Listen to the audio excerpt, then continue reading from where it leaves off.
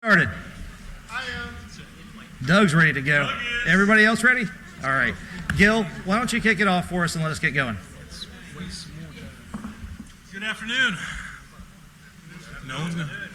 Thank you. This is participation. Good afternoon. Okay. All right. Welcome to Charleston. Those who are from Charleston, welcome home. But we appreciate all the work that's gone into planning this meeting, everything that's the support staff's done, and all that. And those who got in last night, I trust that you had a good evening. And those who drove in this morning, I trust you'll have a great evening here at the Francis Marion. It's a beautiful room, and I look forward to a good 2 days of meetings. At this time, if we could stand for the pledge, and I'll gavel us in because James is giving me a look. There you go. Do we have a flag? I pledge allegiance To the flag of the United States of America and to the republic for which it stands, one nation, indivisible, with liberty and justice for all.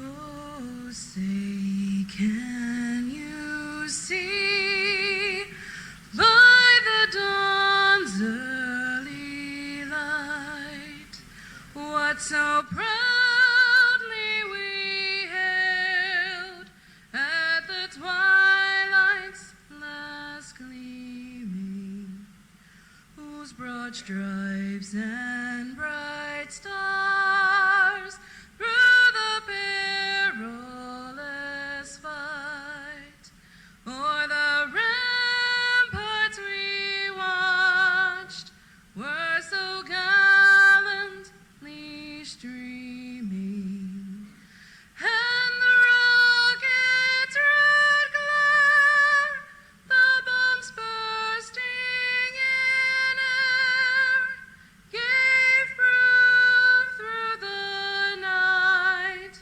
that our flag was still there. Oh, say does that star-spangled banner yet wave o'er the land of the free and the home of the brave?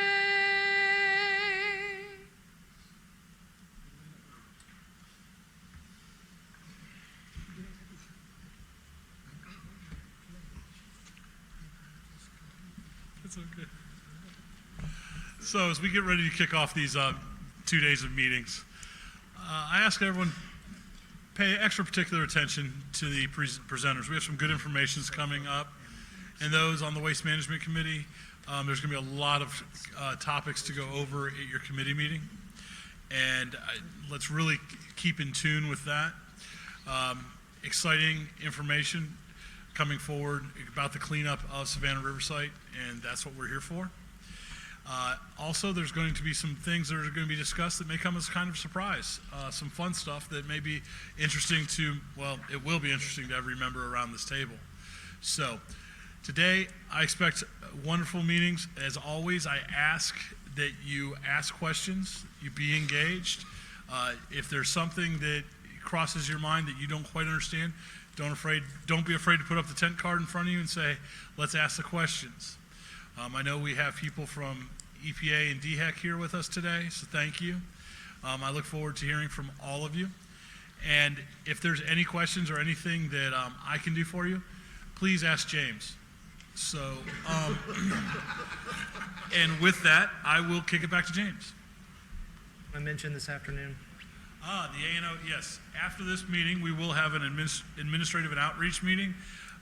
Depending on how the conversation goes in the room today, we will either conduct that meeting in this room if you choose to stay. If you're a member of the A&O committee, I do ask that you make every effort to stay today. If there's more board members that would like to stay and have the discussions that we're going to talk about, we will host that meeting in here. If not, we'll be downstairs in the mezzanine level in the Lawrence room. Is that correct? Okay, upstairs, downstairs, you know.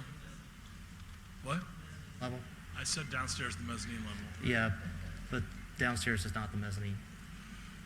Okay. Upstairs in the mezzanine level, if necessary. But we are going to have some pretty significant discussions about the future of our meetings and how they're going to be presented and how often they'll be presented. We'll talk a little bit about that at the end of today before the A&O meeting at that time. Anything else you want me to kick off, James? James is my boss, y'all. Thank you. Let's have a great 2 days of meetings. All right, so first things first, I want to make sure that we all understand our agenda. You have the packets in front of you in a folder. It's got all the information for today and tomorrow that you're going to need. If you would take a moment and just look through it, look at the agenda, the documents that we're going to work on, the draft recommendation, the presentation. Make sure you pull those out when we're ready to go. One thing I want to point out to you is underneath that folder is this wonderful placemat on the liquid waste program. Go ahead and make sure that you know where that is. Keep that with you. This is your Bible for this meeting. As we go into tomorrow, everything that we're going to talk about tomorrow is going to relate back to this diagram, this process. Now, Jim Folk, last meeting in July, he covered a little bit about this, or a lot about this, covered the basics of the liquid waste program. We're going to get into a lot of the nitty-gritty. Every presentation, I believe, tomorrow has this as one of their slides. And they're going to tell you exactly where in the process their talk is taking place. If they don't tell you, that's a question you get to ask. Where on this chart are you? So make sure you keep this handy. Make sure that you refer to it often. And you should be able to leave tomorrow with a real solid understanding of how these elements fit together. Any questions about that? Another thing I want to cover today is I want to make sure that we go over our meeting rules. Everybody's pretty good about it. We have them written back here, but I'm just going to hit the highlights for us. I'm going to ask that you put your phones, pagers, whatever you want, silent or vibrate. We don't need to hear them. I'm going to ask that you keep your side talk down to a minimum if you can. The microphones are always just a little bit on, and we'll pick up side conversations. And then we get to listen to them in the office, and it's a lot of fun. I'm also going to ask that when we go around, hold your questions until the end of the presentations. At the end, we're going to go around the room and we'll make sure everybody has a chance to ask what they need to. It's been working really well with everybody limiting themselves to 2 questions at a time. We get more questions from everybody. I promise, if your question isn't asked by somebody else, we will come back around and you'll get another 2 questions, okay? Any questions about our agenda, meeting rules, anything that we need to add? All right. Who knows who Francis Marion was? Since we're here. You don't count. Well, you count, but not for this. I'm going to ask them. Do you guys know who Francis Marion is? Yes, Tom? The Swamp Fox. So if you've ever watched the Mel Gibson movie, The Patriot, it's loosely based on the story of Francis Marion. And I say loosely in that it's as historically accurate as any Mel Gibson movie could possibly be. But one of the interesting takeaways when I was looking up Francis Marion, figuring out who he was, why we were here, why there's a hotel on a square next door named after him, you know, one of the interesting things about him as he was leading a militia in the Revolutionary War is he and everybody else were volunteers. They didn't get paid. Not only did they not get paid, but they were self-supplying. They were volunteers in the truest sense of the word, that they were giving everything that they had for a cause that they believe in. And so I'm going to ask you as volunteers around the table to do something for me. And anybody else in the audience who wants to do this as well, please do. I want you to take out your agenda, and I want you to flip it over. Everybody should have a pen in front of you. And I just, real quickly, as we get started for the day, write down why you're here. Why are you volunteering? Why is this board important to you? I'm not going to ask you to share it unless you really, really want to. Like Tom, you might have a good one. So if you want to share it, we'll get to them later. But really what I want you to do is write down why you're here, what is important about volunteering for this board, what brings you to Charleston today, what brings you to Charleston tomorrow. Okay? keep that with you. When you need to throughout the day, refer back to that. And at the end, we'll ask if anybody wants to share it. I'll be interested to see any of the responses. Any questions on what we're going to do today? Seeing none, let's move down the list, and we will start with the agency updates. Mr. Budney, are you ready? Absolutely. So, hey, good afternoon.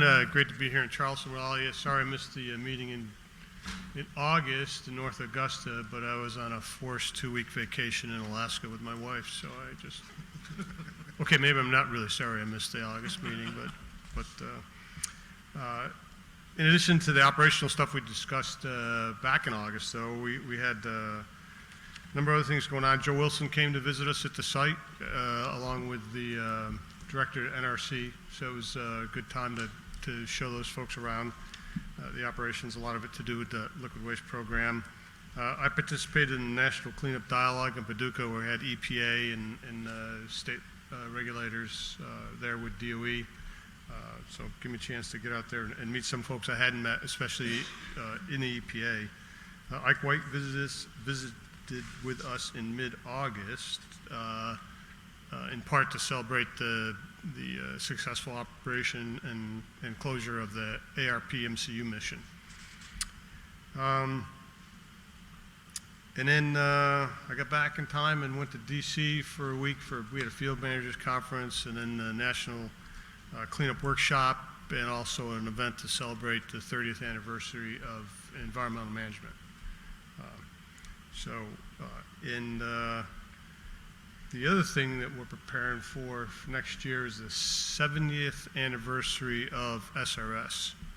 So Amy's got the lead for that for us. So if you have any questions on what's going on there, I'm sure she can tell you what's happening. So first, I'll give you a quick update on contracts, management and operating contract. As you know, we extended that contract through September of 2020 with additional 2 one-year options to follow that. So we're still looking at exactly where we're going to go as far as recompeting that contract. No decisions made there yet.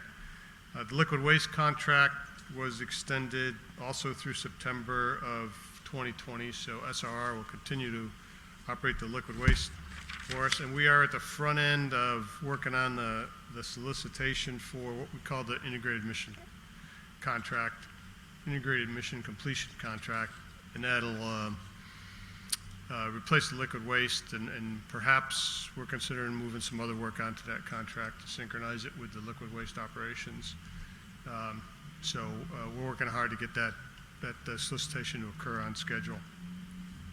The site security contract is going through the review of proposals right now, and we expect that to come out in the next few months. We have posted a Fed BizOps notification that we're planning to extend the current contract with Centera for 4 months with 2 4-month options. That's really designed to just help us finish up the proposal process, evaluation process. And the options are just in case there's a protest or whatever that we can make sure we get continuity of service while we go through that process, if it should occur. The President's budget request for FY20 includes about $1.6 billion for SRS, which is $91 million above what was enacted in FY19.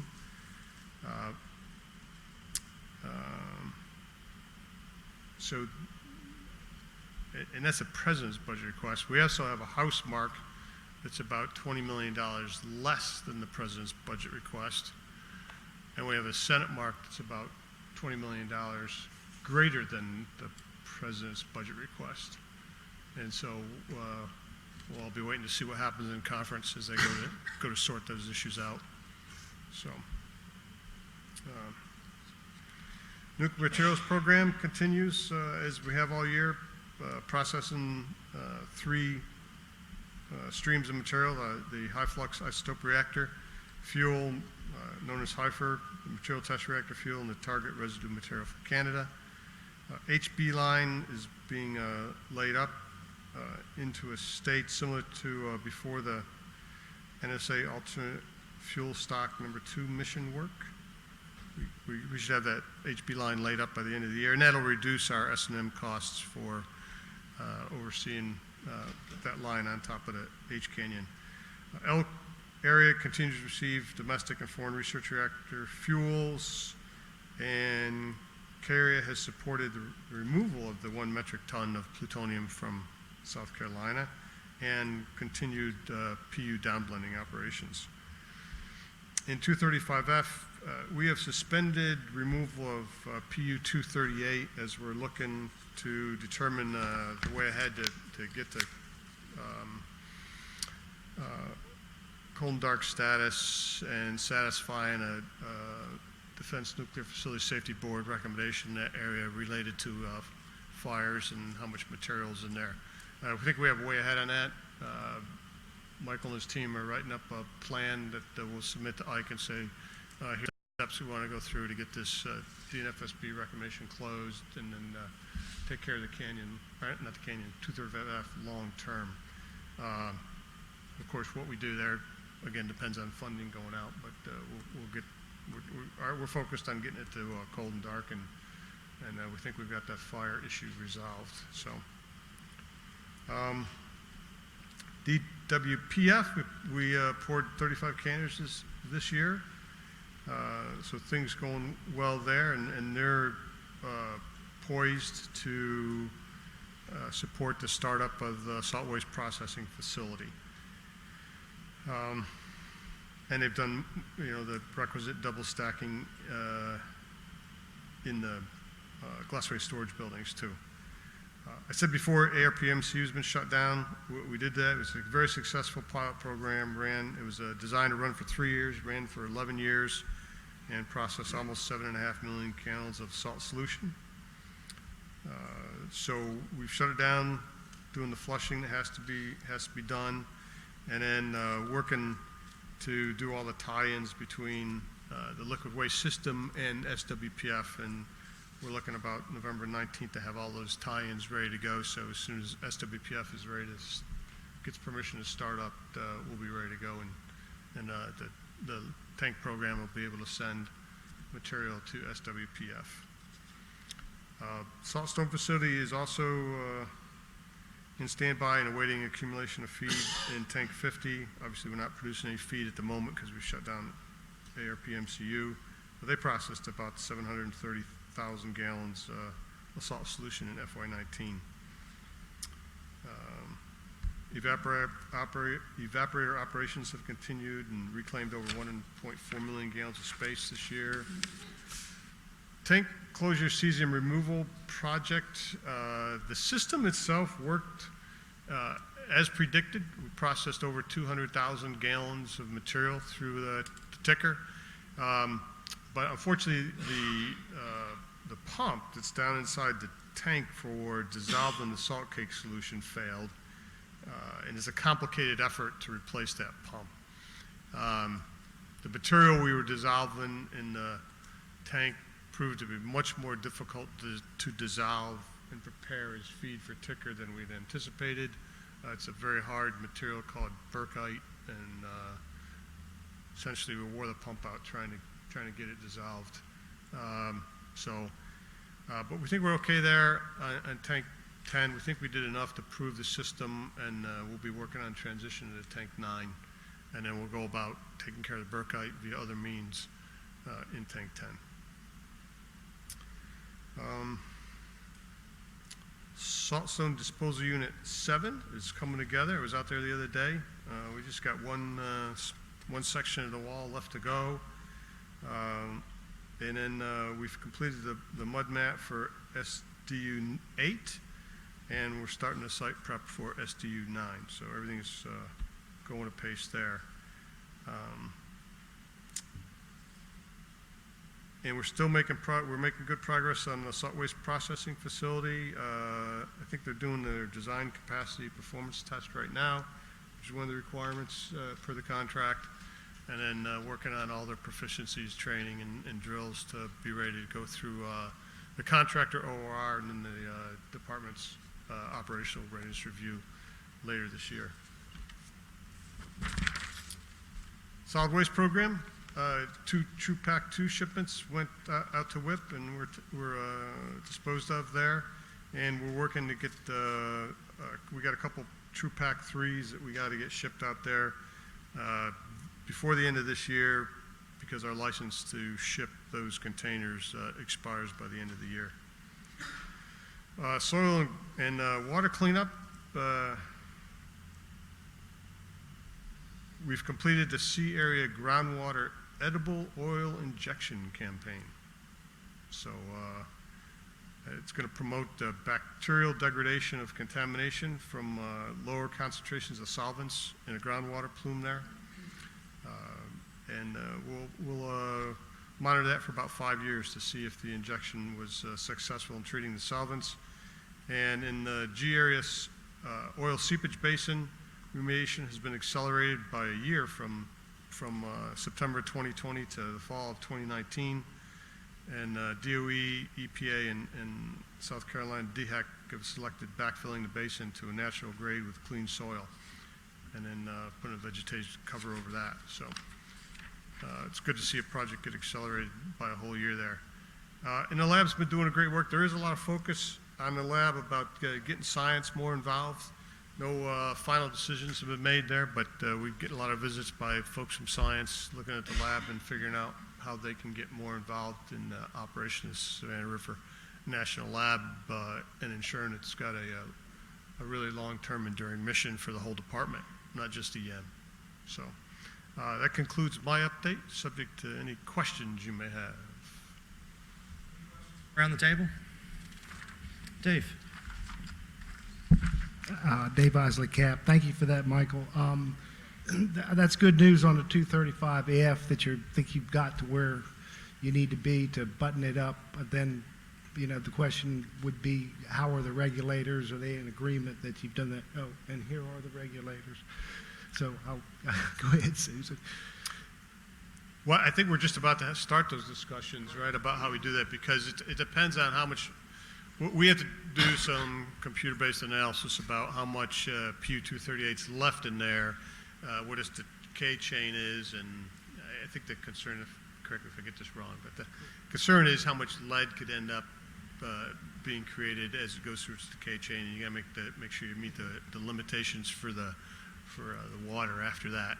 But we think we're to that point, and we'll start those discussions with our colleagues and determine if we're in the right place. That's excellent news. She was going to talk. I wanted to hear what she had absolutely. to say.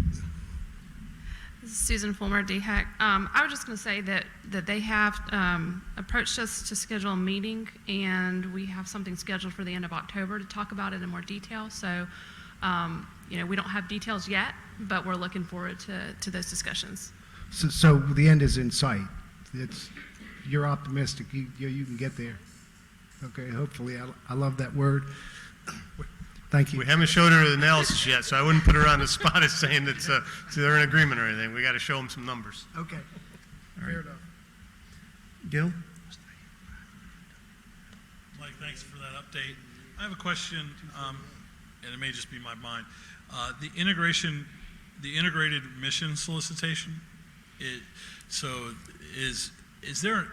Could it be that we fall under one contractor again through this? Absolutely not. No? Okay. I've heard this question a couple times. If you go back to the original sources sought notice, we said that we were considering moving some of the work that's on the M&O contract over to this contract to synchronize the work a little bit, because, you know, when liquid waste shuts down, you get a little trouble operating the canyon any further, because the canyon sends waste to the liquid waste program, or the high-level waste program. So the thought was we might want to put those components together so we can synchronize better what we're doing. And I think the sources also said something about D&D. So we're looking at both those. But when you go look at what's on the M&O contract, what's still there is the solid waste program. K area is still over there. All the soil and groundwater remediation stuff's over there, because those are more enduring missions. They're going to be around the site for a long, long time, whether we're doing them or they transfer to legacy management. So the ones where we think we can get to a real end state are the ones we're moving to the IMC. The missions that are more enduring remain on the M&O. And of course, NNSA is still using the M&O. And NNSA is not going to come over and use our end state EM contract. So yeah, there'll be an M&O, and we'll have IMC, which is a replacement for liquid waste, but it may, in the end, incorporate some other work besides just liquid waste. Okay, thanks. Okay. AK? Mr. Budnick, on the AK Hassan Cab, on the tank closure, season removal, you mentioned that enough was processed in terms of 200,000 gallons, et cetera, in order to prove the system, and that there was some problem with the hose or whatever. Is that material to replace that already been identified to better manage the flow of the materials or whatever? You mean the repair to the, it was a pump that failed? Okay, it was a pump. Okay. Yeah, SRR is putting together the plan for how they're going to go about fixing that pump and how we're going to do that. But it takes, because of the configuration and it's all very highly radioactive, it takes a few months to plan that operation. It's not a merely extract the pump, put a new one in. It's a complicated evolution to do that. Okay, thank you. Part of that was my misunderstanding. I thought you was talking about a hose of some type versus a pump, but thank you for the explanation. Yep. Okay. Greg? Thank you, Greg Murray, Cab. So since Ticker's down, you've talked a little bit about the scale and how long it's going to take. So when do you expect it to be up and running again? So tomorrow, we're going to get a presentation on Ticker, and Jeff Bentley's going to be here. And so if you guys have a lot of Ticker interest, that's going to be the guy to really to hammer at it. Yeah, the replacement of the pump is like an 8-month process, but exactly when we shift to tank 9, I'm sorry, I just don't recall exactly when that happens. If it's before or after that. So we'll have to ask. Bill Clark's going to be coming. He's coming down here today. When he gets here, we can ask him that question. Okay. He'll have a better answer for us. Great. Thank you. Any other questions for the DOE update? Seeing none. Susan? Good afternoon. I'm Susan Fulmer with DHEC.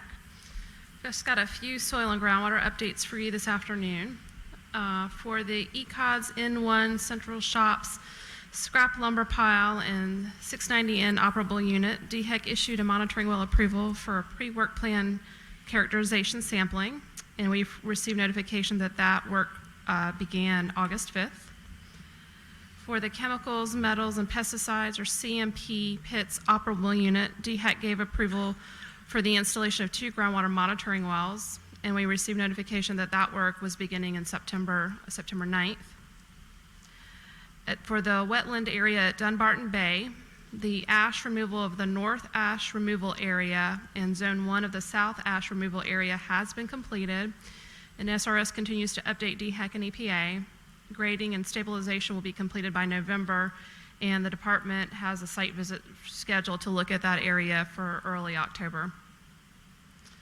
In P area, construction of the permeable reactive barrier for the P area groundwater operable unit continues, and the department has also has a site visit scheduled for that work in October.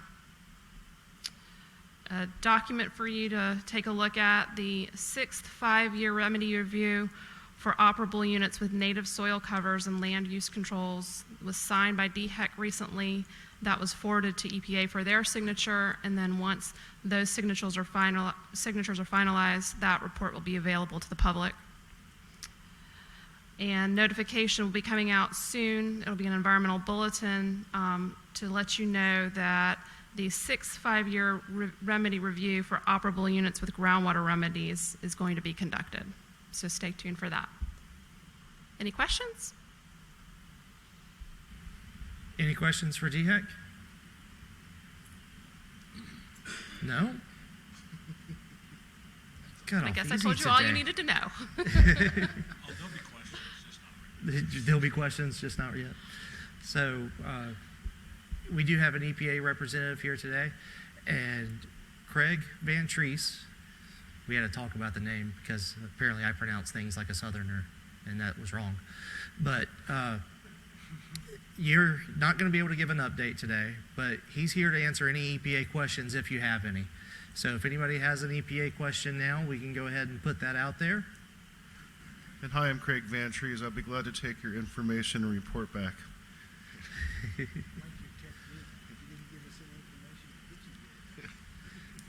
All right, so before we continue on, I want to give you one last shot. EPA, yeah, Gil? Greg, thank you for coming. We appreciate you being here.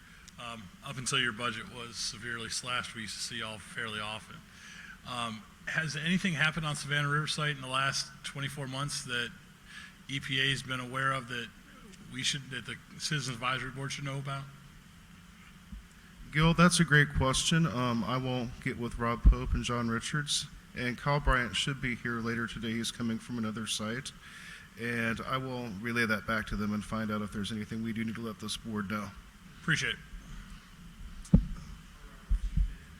3 months. Yeah, I've only been here for 3 months, but I'm So- glad to be here. But you answered that question well. So good. So a couple things before we continue on to the next phase. I want to make sure that everybody keeps doing kind of what we were doing just now. Whenever you speak, please speak directly into the microphones today, mainly because the air conditioning units along the side here are making it very difficult for everyone on this end of the room to hear. So make sure you keep it in front of you like we did in Savannah. If your head travels, the microphone needs to travel. If you turn and look, the microphone needs to go with you. Please make sure that it is directly in front of you and pulled up close, uncomfortably close, however close you feel like it needs to be. If you see me motioning at you, pull it in closer. Did I say that you need to speak closely into it? Okay. Yes. All right. Thank you very much. Mr. Budney. Yeah, I phoned home for a little help on that question on the tank, the ticker system. So the 8-month schedule that I mentioned was a worst case, buying all new equipment. Perhaps by February we'll be back up, and there is material in tank 10 that we want to run through ticker that's already been dissolved. So we're going to put the pump back in there, run that stuff, finish up what we can do in tank 10, and then we'll start the process of shifting over to tank 9. Our commitment for tank 9 is to start bulk waste removal. Any last follow-up questions? Okay. Well, as Mike alluded to, we're going to go over this in the A&O meeting this afternoon. So if it's something that you want to talk about, something you want to make sure that your voice is heard on, you have some input on, let me know. I'll poll everybody at the end of the day if I don't hear from everyone. And like I said, we'll meet in here if there's enough interest, and if not, we'll go up to the smaller room and we'll just meet as a smaller group. Okay? With that, Eleanor, are you ready to cover your committee update? Good afternoon, Eleanor Hobson, CAB, A&O Committee Chair. Mike has brought you up to date concerning the options we may possibly bring forth concerning the committee meetings. Please join us in the meeting this afternoon after this meeting, approximately 5 p.m. If the CAB members desire, we will remain here in the boardroom for that meeting. Also, in addition to that information, we would like to do what? Okay, pardon me. In addition to the information concerning options in committee meetings, we will vote for a chair of a committee tomorrow. And that is all of the information from the A&O committee at this time. Any questions for Eleanor and A&O before we move on?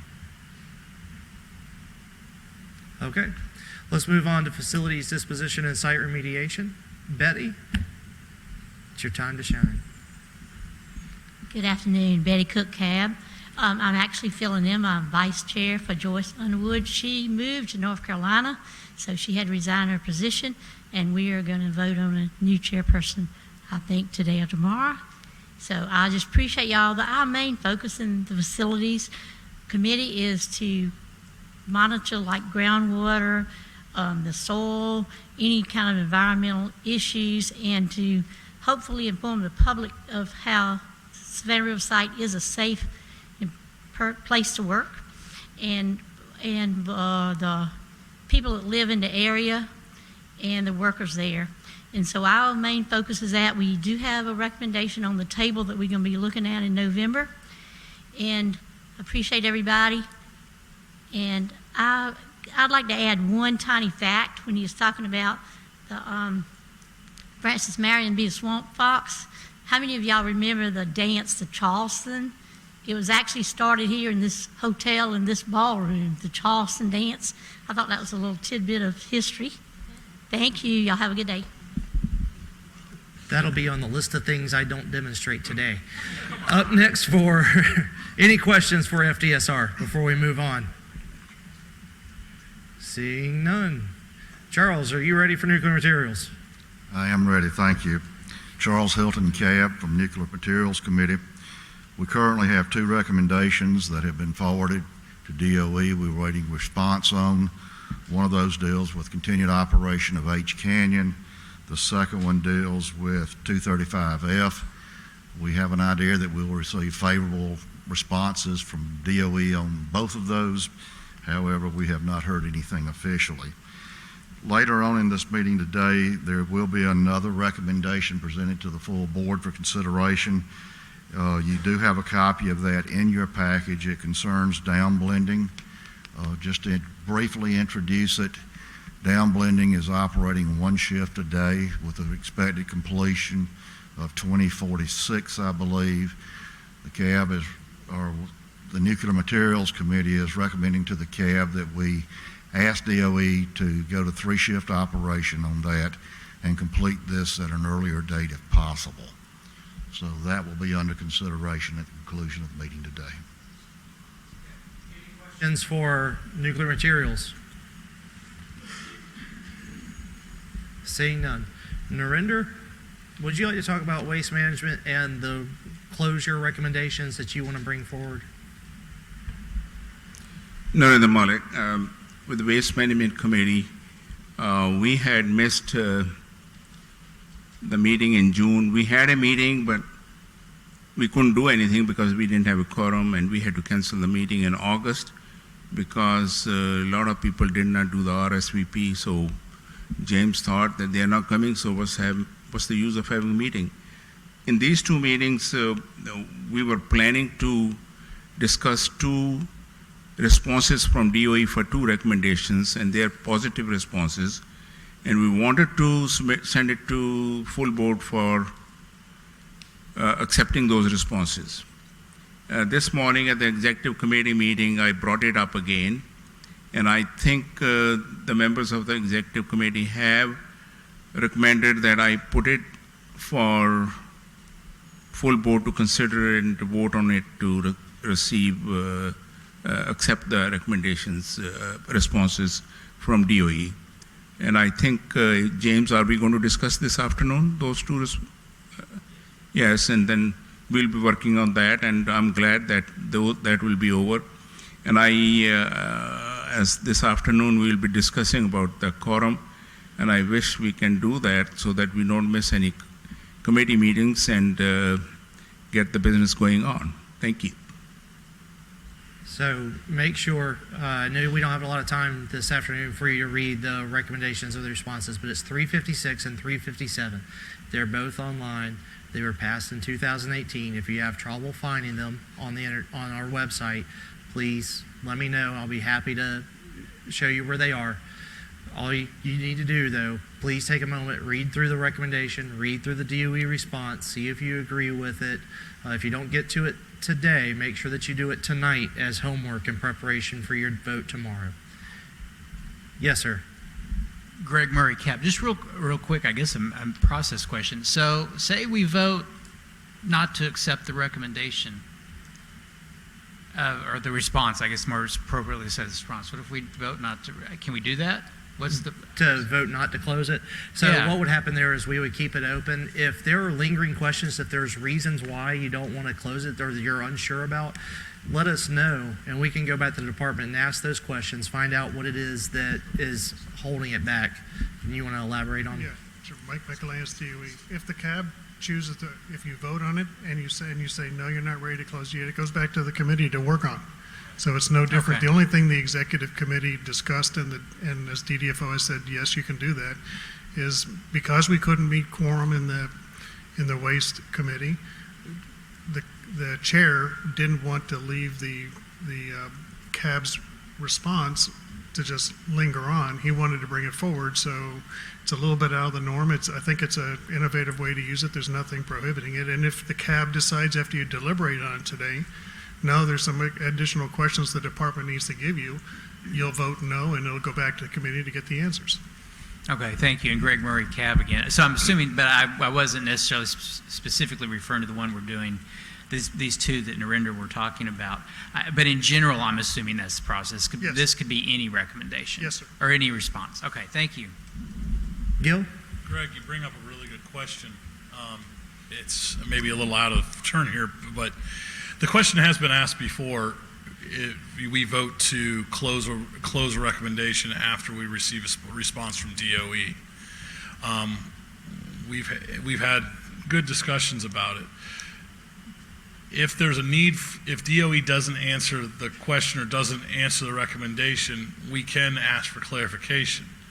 However, when it's come up before, typically the reason we don't want to close it is usually we disagree with we don't like their answer. And that's not a reason to leave, in my opinion, to leave a recommendation open. So it may be a procedural thing. However, in my time on the CAB, it's been discussed. However, we've never not closed a recommendation, even though we had a chair quite eloquently state his position of why he thought we should leave it open. But ultimately, he allowed that. His committee brought it to the full board, and we voted to close it. So that's kind of just, maybe I didn't need to add that, but I wanted you to know a little bit of the back history on that. And I certainly understand Narendra's frustration of not being able to close two recommendations because he hasn't had quorum at the last two meetings. I always try to talk about committee membership and committee involvement. That's where the rubber hits the road. That's where the recommendations are done. Strategic and legacy management meeting, if you were lucky enough to be at that meeting last meeting or on the phone, you heard very, very good discussion about a recommendation that was tabled by that committee, and they went back, and we heard in executive committee today that they think they have it cleaned up to a point where everyone it could be accepting of it. Committee meetings are extremely important. We are going to talk about changing some things in A&O, but your attendance at committee meetings is necessary. So, Narendra, thank you for your leadership. Greg, thank you for your leadership. And let's work to make sure you don't run into these issues anymore. Any questions for waste management and what we're doing? All right. We have scheduled time for a break. Before I cut you loose, a little bit of housekeeping. Tom? Did I skip you? Man. I'm sorry. It's entirely personal. No, I'm kidding. Please go ahead, Tom. James has been picking on me all day. I said, don't move my seat because it confuses people of my demographic. And he said, oh, no, we didn't move you. We just moved everybody else. I was like, okay. So this is Tom French, and the report for Strategic and Legacy Management is that we have provided a recommendation to DOE on the National Environmental Research Park. DOE has given us the answer. It has come back to the committee, and the committee voted unanimously to accept the response, and we're going to vote to close it tomorrow. So that was very good interaction. We also were working on, at DOE's request, trying to define what the relationship would be between DOE and the Guard and other military services that want to utilize part of the training facilities at the site. And so we had, as Gil said, we had a really good conversation, a lot of discussion. We decided to go give it back to the original writers and see if they could make it a little bit more focused. And Dan and Doug took it away and made a really good recommendation. It's very clear. And so I'm pretty sure we're going to have it at our next committee meeting. We'll vote it through and come back to the full board. I want to thank Dan and Doug because it was a good job. Any questions for strategic and legacy management? All right. I'm going to give it extra time because I accidentally skipped him. You sure? Okay. All right. Moving on. We have a break scheduled, but like I was about to say, before I cut you loose, there's a couple of housekeeping items I want to make sure that we take care of. One of them is that there are a lot of restrooms in this building. None of them are conveniently located to this particular meeting room. There's a set of restrooms that are actually one flight stairs down in the hallway. There's some across the lobby, up another set of stairs, and there's elevators for all this. Or if you take these elevators here up to the mezzanine level, there's another set of restrooms there. So I'm going to cut you loose for a break. You also notice that we made one slight change to all of your nameplates. Some of you looked down when I said change. You knew what I was talking about. We added your committee name, the committees that you signed up to your nameplates. We noticed last month that a couple people went to committees that they weren't signed up on and then didn't go to theirs. So we added what we have from your committee signups as your committee. If you're looking at it now and you think it's wrong or it's not the committee that you intended to sign up for, please let me know. Let's get you scheduled correctly so that our list is accurate and we're counting attendance correctly. Okay? So take a look at that. Please let me know during the break, not now, and we'll move on. All right? We'll give you folks 10 minutes, and we will come back at, how about, what time is it, 1:53? So 2:05. Come back at 2:05.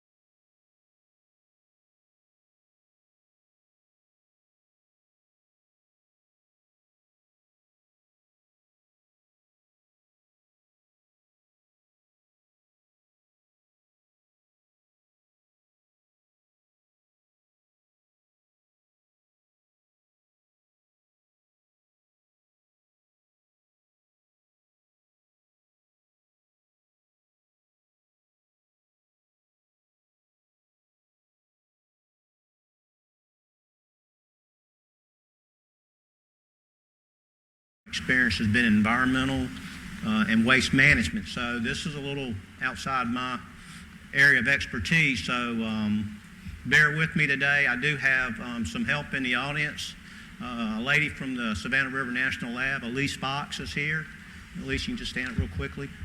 And she's our in-house solar expert. But anyway, referred to as the Infrastructure and Area Completion Division within Department of Energy at Savannah River. We deal with the utilities out there, the electrical power, and so the recommendation when it came over to DOE, it kind of felt nicely into our group here. And so I've been working with this thing for that many years, so I feel like I might be an expert in solar since I've been working on solar. Anyway, let's go on. So you had two parts to this recommendation. The first one was consider the feasibility of using solar panels on rooftop. That's fairly common in the residential area. I've noticed a lot myself on rooftops of houses and so forth. And then the other one is you want us to kind of look at more from a bigger picture, look at how we could potentially include solar generation in our facilities and as part of our energy generation. And from those two, we responded back in early January, or I think it was actually February, and we actually referred to as the term we used, we rejected the first part of it. Our facilities are fairly old. All of the rooftops are very unique for the facilities. A lot of them have a lot of auxiliary type equipment on them, so we didn't feel like we could cost effectively put any roof type solar panels on there. But we did accept the second part of the recommendation to do the solar study and long-term feasibility, and that's what I'm going to kind of update you today on for that. So the first thing I want to point out on this slide is the term renewable energy. And solar is a renewable energy, and by definition, it's energy produced from sources that do not deplete or can be replenished within a human's lifetime. Most common examples include wind, hydropower, geothermal, biomass, and solar. So as you see here, we have a basic, very elementary house here where the solar panels would be on the roof, and then the power comes off of these panels. It's referred to as DC, or direct current. And then it goes through a inverter here, which turns it into AC, alternating current, which is what we normally use in our household for all our appliance and electrical use. And some of the challenge you do have with solar is that, of course, you can only generate it when it's a sunny day. And in South Carolina, I think it shows that we have about 210 sunny days out of 365. And then the other challenging thing with solar is when you don't use the power it generates, you have to have ability to disconnect the excess utility or the excess energy, and I'll talk a little bit more about that today. But and again, I don't profess to be an electrical engineer either, but power going through the power lines is kind of like water. And so when you generate electricity from these solar panels, the electricity's got to go somewhere. And so if you have too much, then you got to basically dissipate it. And then the other challenge, of course, is it's only generated during the day. So at night and cloudy days, there's a challenge on where you're going to get your energy source from. So let's just talk a little bit about the history here at Savannah River. We do use solar power today. It's I would refer to it as on a small scale. Remote areas where we're doing some environmental sampling, collecting wastewater samples or something. Areas where we need some lighting, we have some small panels. SRNL has been researching solar since 2009, as you can see up there. And picture I want to show right here, this is the Center of Hydrogen Research. Hopefully most of you know where it is. It's kind of off-site.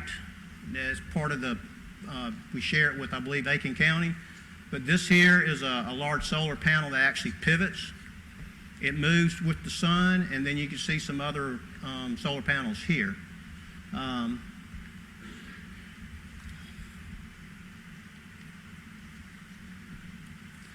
So as we researched this thing since the CAB recommendation and our working group got together, found some pretty interesting stuff here. Look at just what's going on here in Aiken County.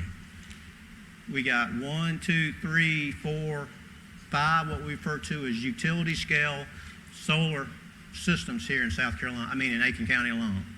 And you can see here on 2 of them, we've actually compared it to homes. And you can see that it works out to basically a house is using about 900 kilowatts. My house last month, I checked on my bill, mine was at 1,200, but that's what the average home per megawatt is what we got here. The other thing to note up here, to just give you a rule of thumb, is a megawatt worth of production takes about 7 acres in this part of the country. So if you do the math, this one here where you got 74 megawatts, that would basically be 7 times 74, so you're looking at a fairly large 70, 80 acre site, well, maybe more than that. Let's see, 7 times 7, yeah. Fairly large acreage to do some of these solar panels. James, I'm having a hard time remembering which one's which. So one of the things we needed to do is we needed to do a cost analysis to see how solar works here. And one of the things I found, or the team found as we worked through this process, is South Carolina Electric and Gas Company, which is now Dominion Energy, because we're a large industrial site, we have a really, really good utility rate, a lot better than you would as a homeowner. And so you can see here, this is our utility rate here, which is around about 7 to 8 cents kilowatt. If I put the home up there, your home rate is somewhere around here, around 15 cents. You can check on your bill and actually do the math. And then this here is what we refer to as this construction cost of building a solar, utility solar farm. Now what this does not have on it is that unless you're just one of these companies that have the money in hand, you would have to have your interest for the loan, and on top of that, you would have to have, you'd want to, if you were building it for what I refer to as a third party, build it for us, and then sell the power back to us. You add their investment, the bank, and then their profit, and you're right about 8 cents is what we're finding. So we're finding right now for Savannah River site, it's probably not going to be a cost savings for us. We're hoping it's going to be a kind of a net neutral for us. But if you look up here at residential, from a homeowner's perspective, you can see there's a large difference in here. And so that's why from a residential standpoint, it's a very cost savings process for solar.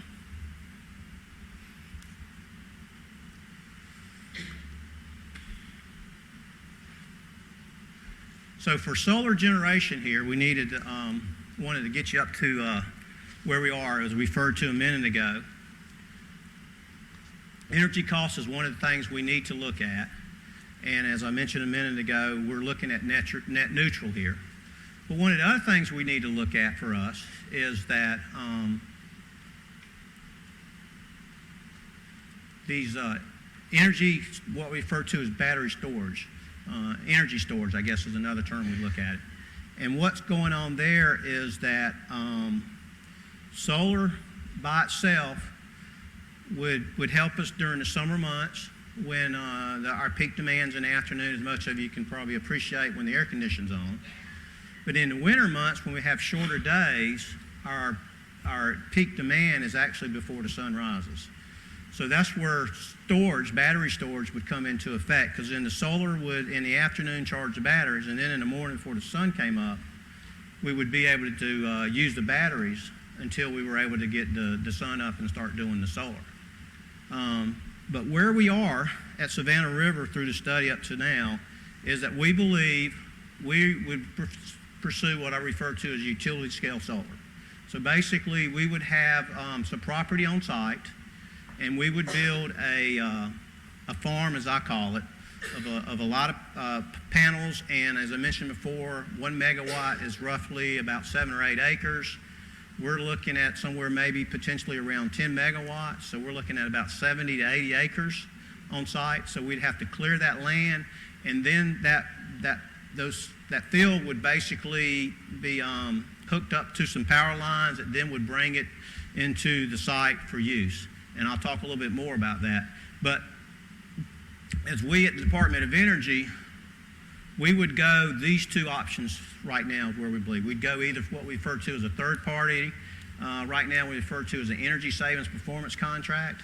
What that really means is that we basically would enter into a contract and pay them for a certain cost to produce power for us over basically about a 20-year period. Or the other one would be that actually Dominion Energy, who's our utility provider, they would build it for us and provide the power, and we would just pay them for the usage of the power from the panels. So what I wanted to do is kind of walk you through what we've done the last 9 months since we've got the recommendation from the CAB. We did put together a working group, and as I mentioned, Elisa's here in the room with us. I have several experts on the panel, on the working group from various, we have some of our electrical utility people on it, solar experts, and some other contractual folks, and that's helping us work through this process here. We have consulted with two DOE entities. One is referred to as the Federal Energy Management Program, FEMP, and the other one's the National Renewable Energy Lab. And what we found out from those guys is basically they said, man, you're getting a good deal. 5 cents a kilowatt for power from Dominion Energy. They're pretty much telling us you're probably not going to find anybody out there that can build a solar farm for you and produce electricity that would be cheaper than what you're getting from Dominion right now. We also have this sustainability program, and the person that heads that up came out and talked with us, came down to the site. We toured them around and discussed where we were looking at this solar power as an energy source. And one of the interesting things with these guys is DOE wants us to pursue renewable energy like solar power. So he's very encouraged with our process on this area. And then what we did early on is we put out what we refer to as request for information, an RFI.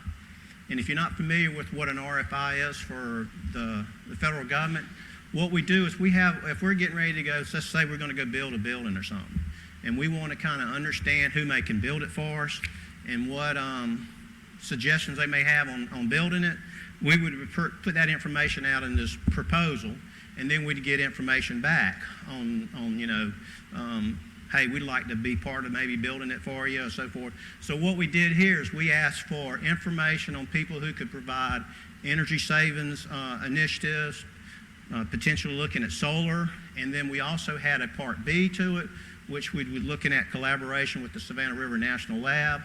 And from there, we had 14 entities, as I call it, that provided responses back. One of them said, hey, if you want a good energy source, you need to have a natural gas turbine.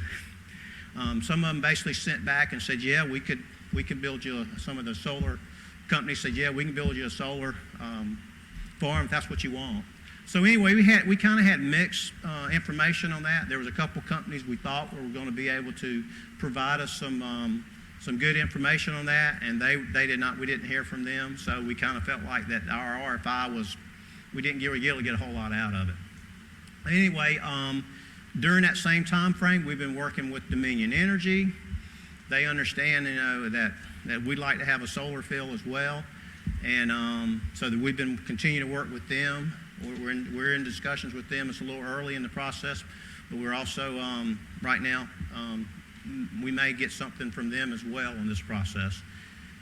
And then as we work through this thing, we've been looking at potential sites. And then again, what other thing we're looking at is energy storage, as I mentioned before. We did go down to a facility that has both solar panels and battery storage, and it was down at Paris Island, the Marine base down in Beaufort. and they had about a 6 megawatt solar field with, I think it was about, 4 hours of battery capacity to it. And the interesting thing for me was that we went and looked at the battery banks, and I mean, they're about maybe 7 or 8 feet wide and about 6 feet tall. And does anybody have an idea what? It's a car company that manufactured these batteries. Tesla.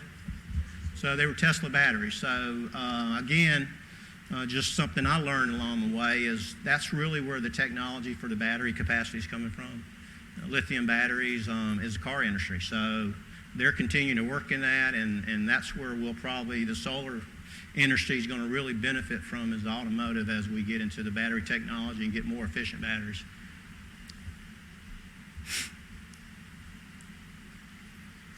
So I wanted to talk a little bit about the siting now.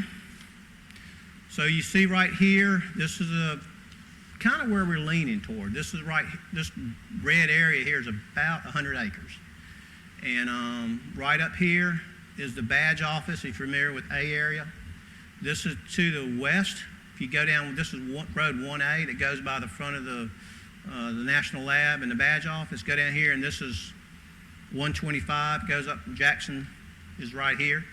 So this would be a little bit of west from here, but it would be on the Savannah River property. That's one of the things we want to do, is we want to basically want it located within the site boundary. And then we want to be able to integrate it with our electrical grid and use it for our consumption. We've had some people who want to lease our property and build a solar field around the edge of it. But what we're looking at here is we're looking at for our consumption, 100% our consumption here.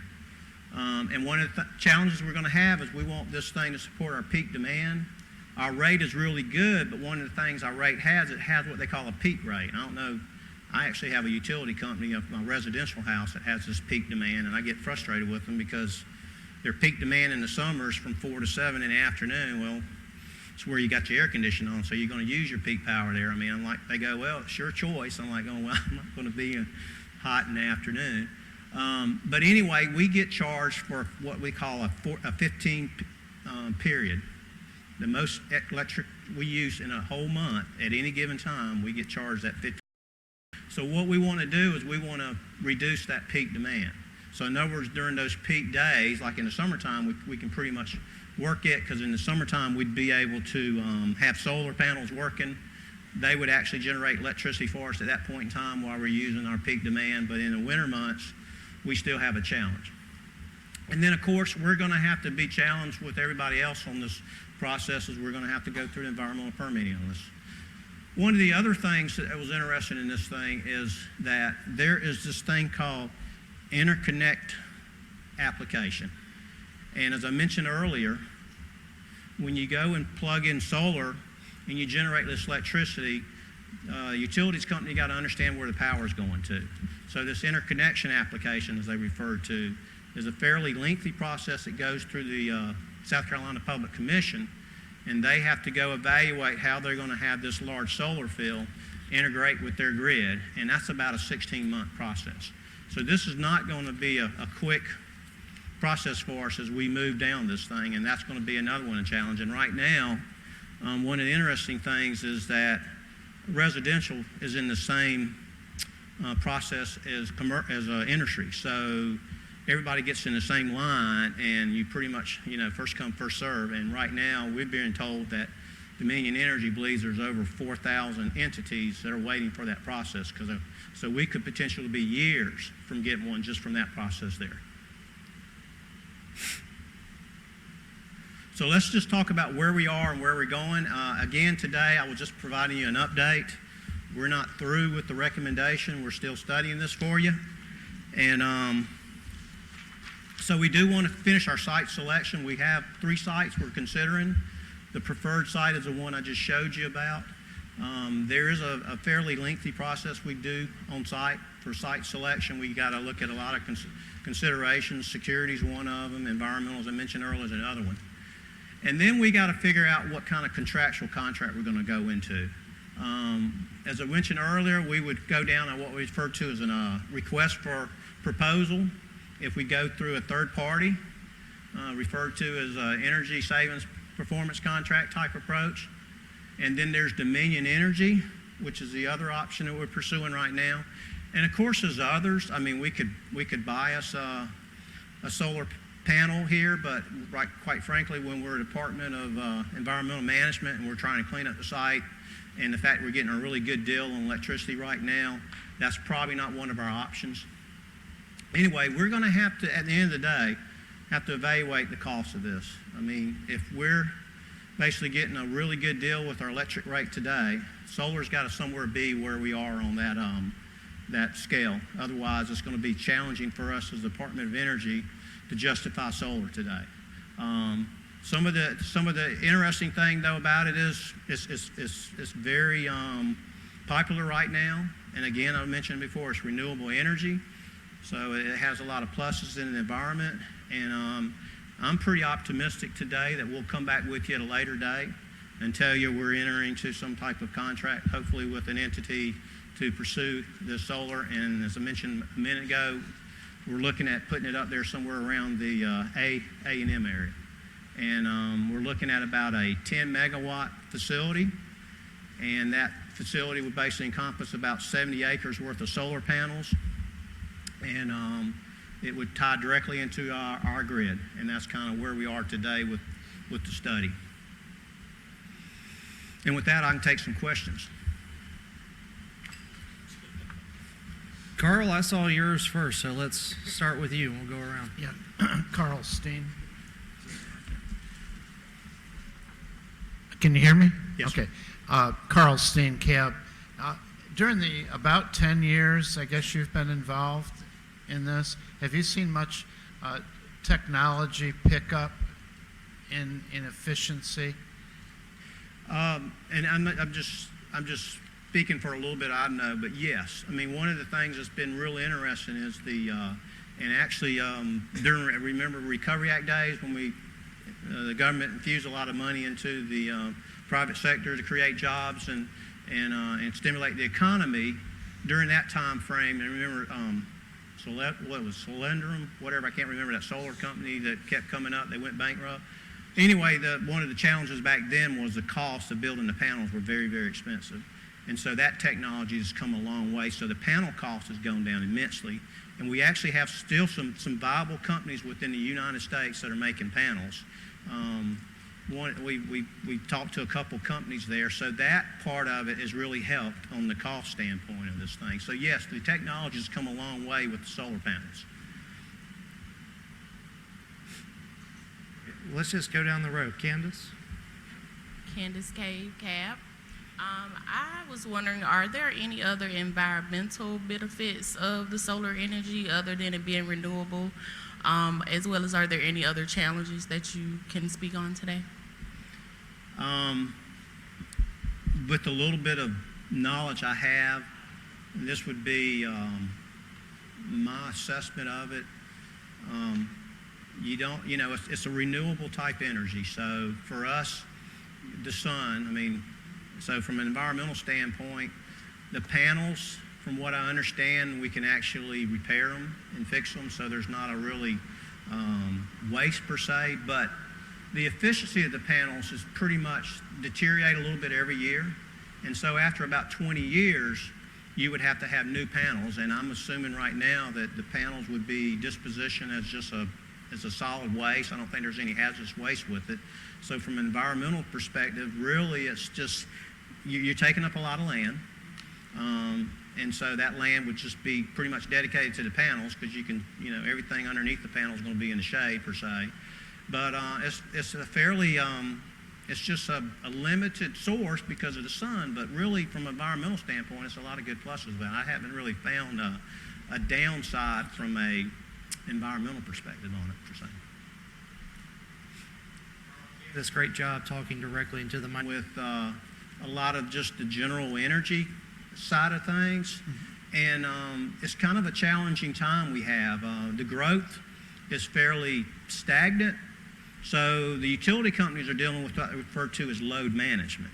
So we don't have a real large demand, but the problem is we have these peak demands, and that's where the challenge is. So right now, Dominion is using, well, we got hydro in this area here. We got natural gas is really the big thing because they can burn it pretty clean generation. Of course, we have nuclear, and then we have fossil fuel, but what they're trying to get rid of right now is the fossil fuel plants, as we can understand that. But, and they have a fairly large portfolio, as I call it, of solar. I think they have roughly 400 megawatts worth of that right now, or getting to that. And to give you a perspective, I think for Dominion and South Carolina, I think the generation capability is somewhere around 5,000 or 6,000 megawatts. So you can see 400 is somewhere in that 10% range for them. Have you all calculated the pollution offset that this will create by doing the solar power for us? How much will that reduce their pollution generated from coal and oil and all the other things that they're producing? We haven't done that. You know, that would be a utility decision to make since we're just buying it from them. But for us on site, I didn't mention it earlier, but we do have a biomass facility. Are you familiar with that facility there?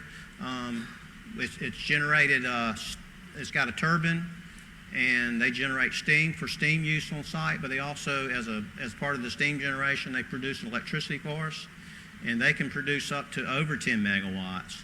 And they use wood chips for that facility. So we have that.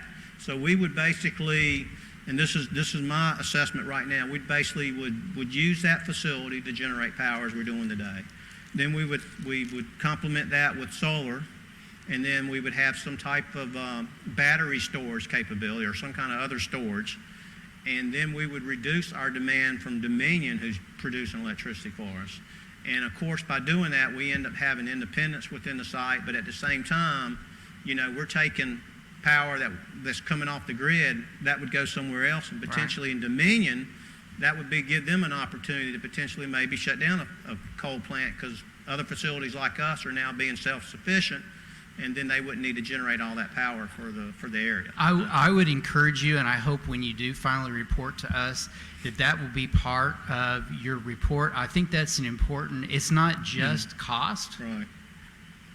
If you can do 5 cents a kilowatt hour from Dominion or 5 cents a kilowatt hour from a solar field that we're using, I think most people would trade that off in a heartbeat because of the pollution involved. Also, quite frankly, from a self-interested perspective, even beyond that, the more power we derive from ourselves and something like that, that's less competition, that's less demand that I have to compete with. If enough people do this, you reduce our energy costs as well. So I hope when you all are preparing this report, you'll focus on other aspects just than whether it's 5 cents per kilowatt hour. Okay. I would, I'd like at least to just, I think she wanted to answer a couple of these questions if we can, okay? She can, okay. Is this on? Okay.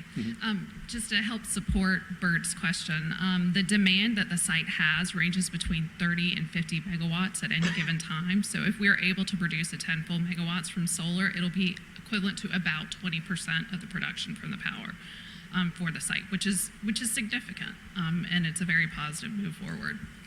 And in terms of Dominion Energy's solar energy, their energy mix, they are actually quite a large producer of nuclear power. Second largest that they use is natural gas. They're working on phasing out all of their coal facilities and transitioning them all to natural gas.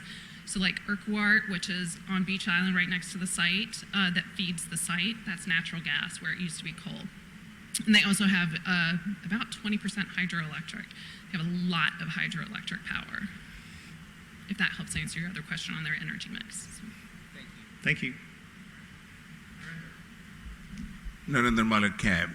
I have two questions, and I'll ask first question.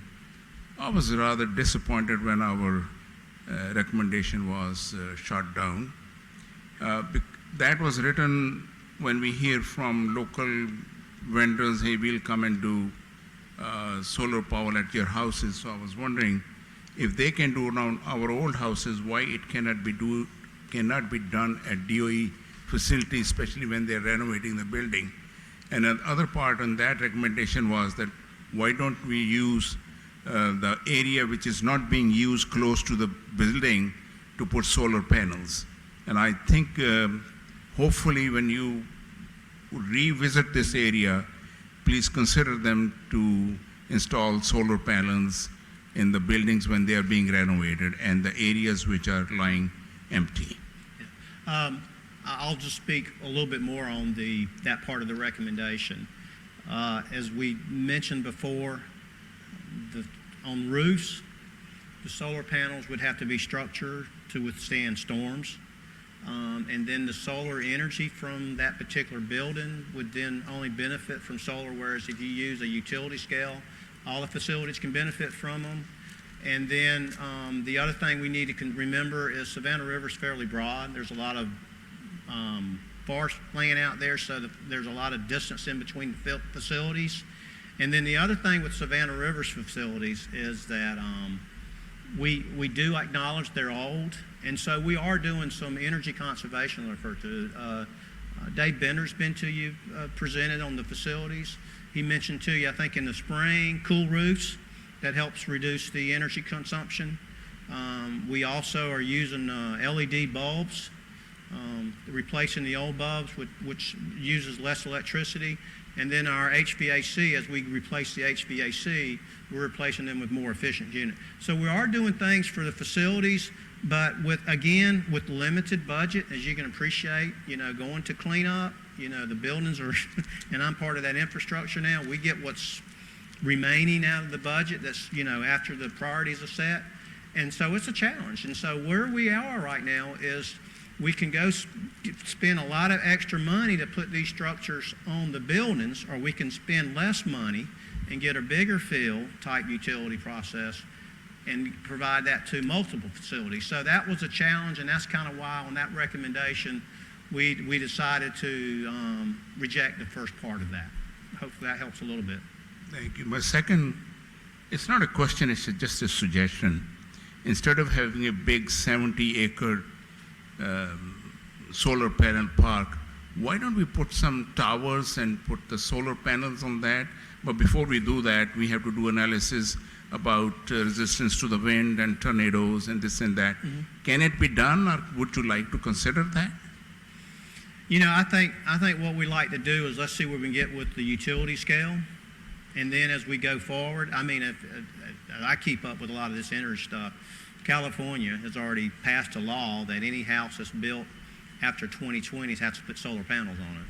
So, I think as industry goes and we continue to reduce the cost of the technology and we can get smarter in that, maybe one day, but I just think that the cost trade-off right now is huge between putting it on the facilities and the utility scale out in a nearby field for the whole site.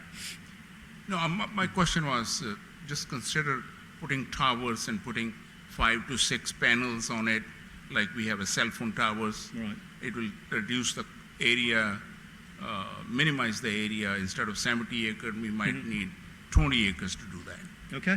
Thank you. Thank you. Elise, did you? So I wanted to highlight, I was actually the one that made the recommendation that we don't look at installing on buildings because it's at least twice as expensive to install in a building than it is to build a utility scale facility. So if you're building at the utility scale, it's going to cost you about $1.50 per watt. But if you're looking at installing on a building, it's going to be $3.50 a watt. So your price is exponentially higher. And that doesn't include the cost that you have to look at, the added cost with installations, having workers on roofs in the federal facilities. And we also had to take the consideration of looking at where the installation would go. So you have to be for a utility scale system, you need to be within a certain location of a substation. If you're talking about using the ground near a building, the length to the substation will considerably drive up the cost of the system. So the way we're looking at it now is actually the most cost-effective manner, but also gives you the most bang for your buck with the amount of solar that you can get. In terms of installing individual towers, they would be about the same price as you were installing on a residential building. So economically, it makes so much more sense to look at something at the utility scale versus doing, say, 20 kilowatts on a building. You can get 10 megawatts versus 20 kilowatts. So you have to look at that. And also the site would not be eligible for one-to-one net metering that individual households are. So they get direct reimbursement for every kilowatt hour that they use. So if you're a Dominion customer and say you pay 15 cents per kilowatt hour, they will pay you 15 cents per kilowatt hour for what you produce. That would not be, the site would not be eligible for that because we're an industrial customer. We are not a residential customer. And that is also capped at 1 megawatt for those net metering programs. So we wouldn't be eligible for any of those. I think one thing we didn't talk but briefly is one of the drives today with solar is the federal government has some huge tax savings. And we believe we can benefit from that as well. But residential, huge tax savings is making this thing also. You were asking earlier about the technology. The technology and panels going down, but that's the other thing that's really driving this thing. I mean, you're getting over 50% of the cost through tax credits. And those two alone is really driving the industry today. Okay? Isley. Dave Isley, Cab. Thanks, Bert. Real interesting subject. Could you go back to that graph, the red and the blue? Top one. This one? Yeah. If I understand that thing correctly, that you would expect that blue, because what you have is a 10-year split there, and I understand what you're saying about the red line. You're somewhere between 5 cents and 10 cents, and I would expect that over time to stay pretty stable, at least relatively in today's dollars. Right. But that blue line would continue to go down once you've got your infrastructure in and you're generating power. And also, as she pointed out, you can't get the tax benefit or the buyback. But if you're putting it in batteries, you're essentially doing a buyback thing because you're generating power for yourself at that point, whether you buy it or you got it. Mm-hmm. So would you, in the future, if you started extending that blue line out, would you expect there to be enough of a split between the red and the blue that it might, over time, be attractive because you've got an enduring mission out there? You're going on for another couple, 3 decades at least. So anyway, your thoughts on that, sir, and I thank you. Well, I mean, the key is we would basically build the plant or build a solar field, and then one would assume our utility costs are going to continue to increase. So what would probably happen is this thing won't go down, but this line here would eventually start to peak up this way. And then with the solar aspect of it, we would have a flat line going out. That's kind of how I would see it. I mean, we're getting a good rate today, but that doesn't mean fast forward 5 or 10 years from now. Utilities have gone up. They always like to come in front of the Public Service Commission and ask for a rate increase if you keep up with that. They get a year, every year they get to come to the utility company, and one of the things they're working out now, and I think you can see this if you drive down the road, a lot of the infrastructure is old. A lot of the infrastructure, the lines are on. So they don't need to do generation facilities because our load is kind of staying fairly even right now for the country, but now you have the infrastructure issue, same way that we have with the highways and others. It's getting old now. So they're going to ask for additional money to do their infrastructure upgrades. So I expect this thing here to go this way, and then we would build it wherever we build it here, and then that would go out there. So that's where we would start seeing a cost savings. So it's worth watching. Yeah. So today, I'm hoping it's a net neutral when we build it, but who knows where we'll be tomorrow with utility costs. Fair enough, thanks. Okay. Jim Gill. Jim Gill, Cap. As I understand it, the bill that you get really has 2 parts to it. One is the power consumption, which you're paying 5 cents a kilowatt hour approximately. And the other is a demand charge, which is based off of your peak usage over some period of time that they use to figure. Yep.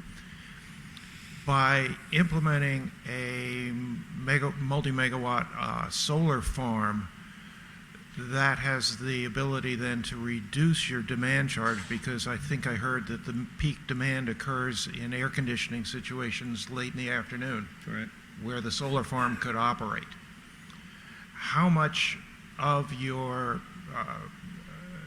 the basis for your peak demand would be alleviated by having the solar farm you're considering?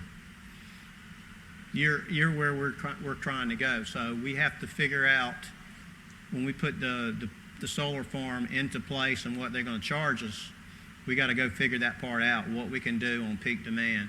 One of the challenges we have right now, as I mentioned earlier, Amoresco. So they're making up basically about 10 kilowatts worth of power for us. But at times, that facility goes down, and when that facility goes down, we buy more off the grid from Dominion, and that's usually when we get our peak demand.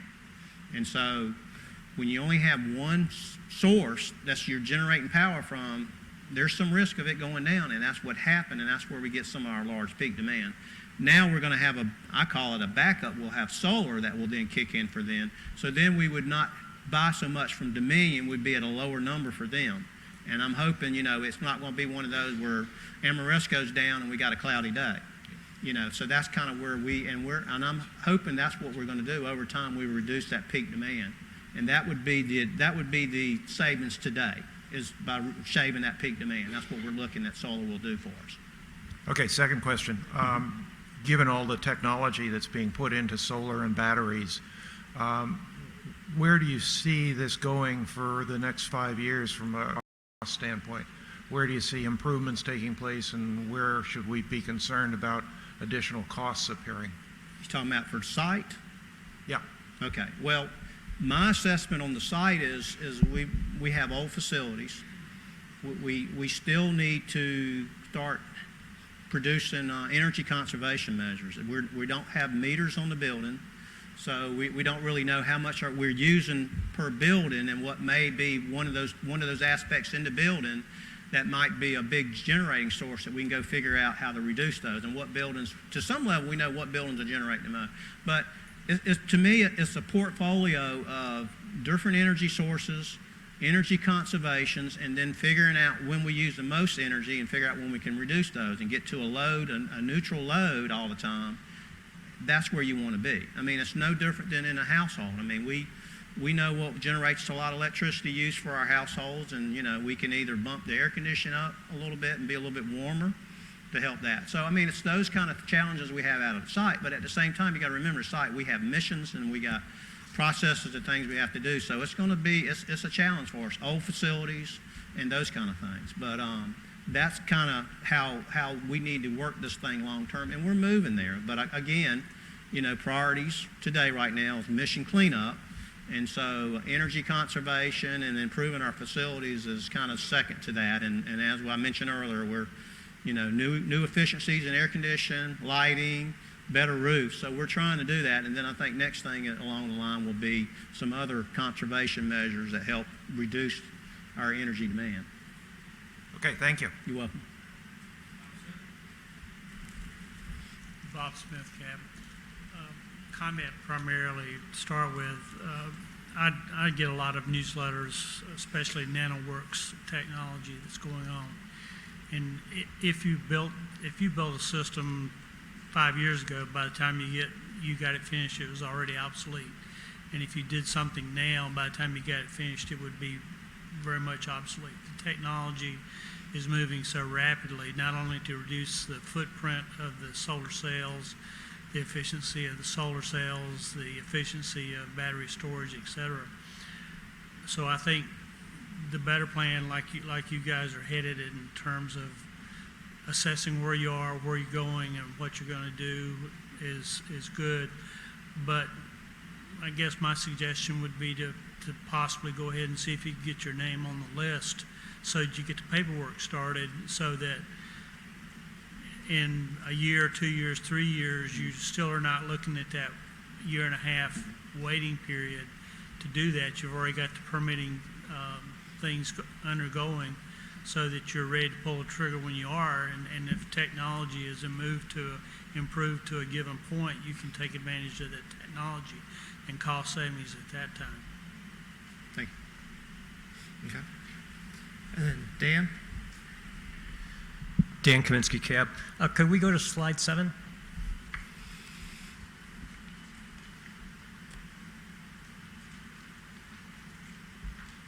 Yeah, there you go. So I just wanted that picture up because that is my baby.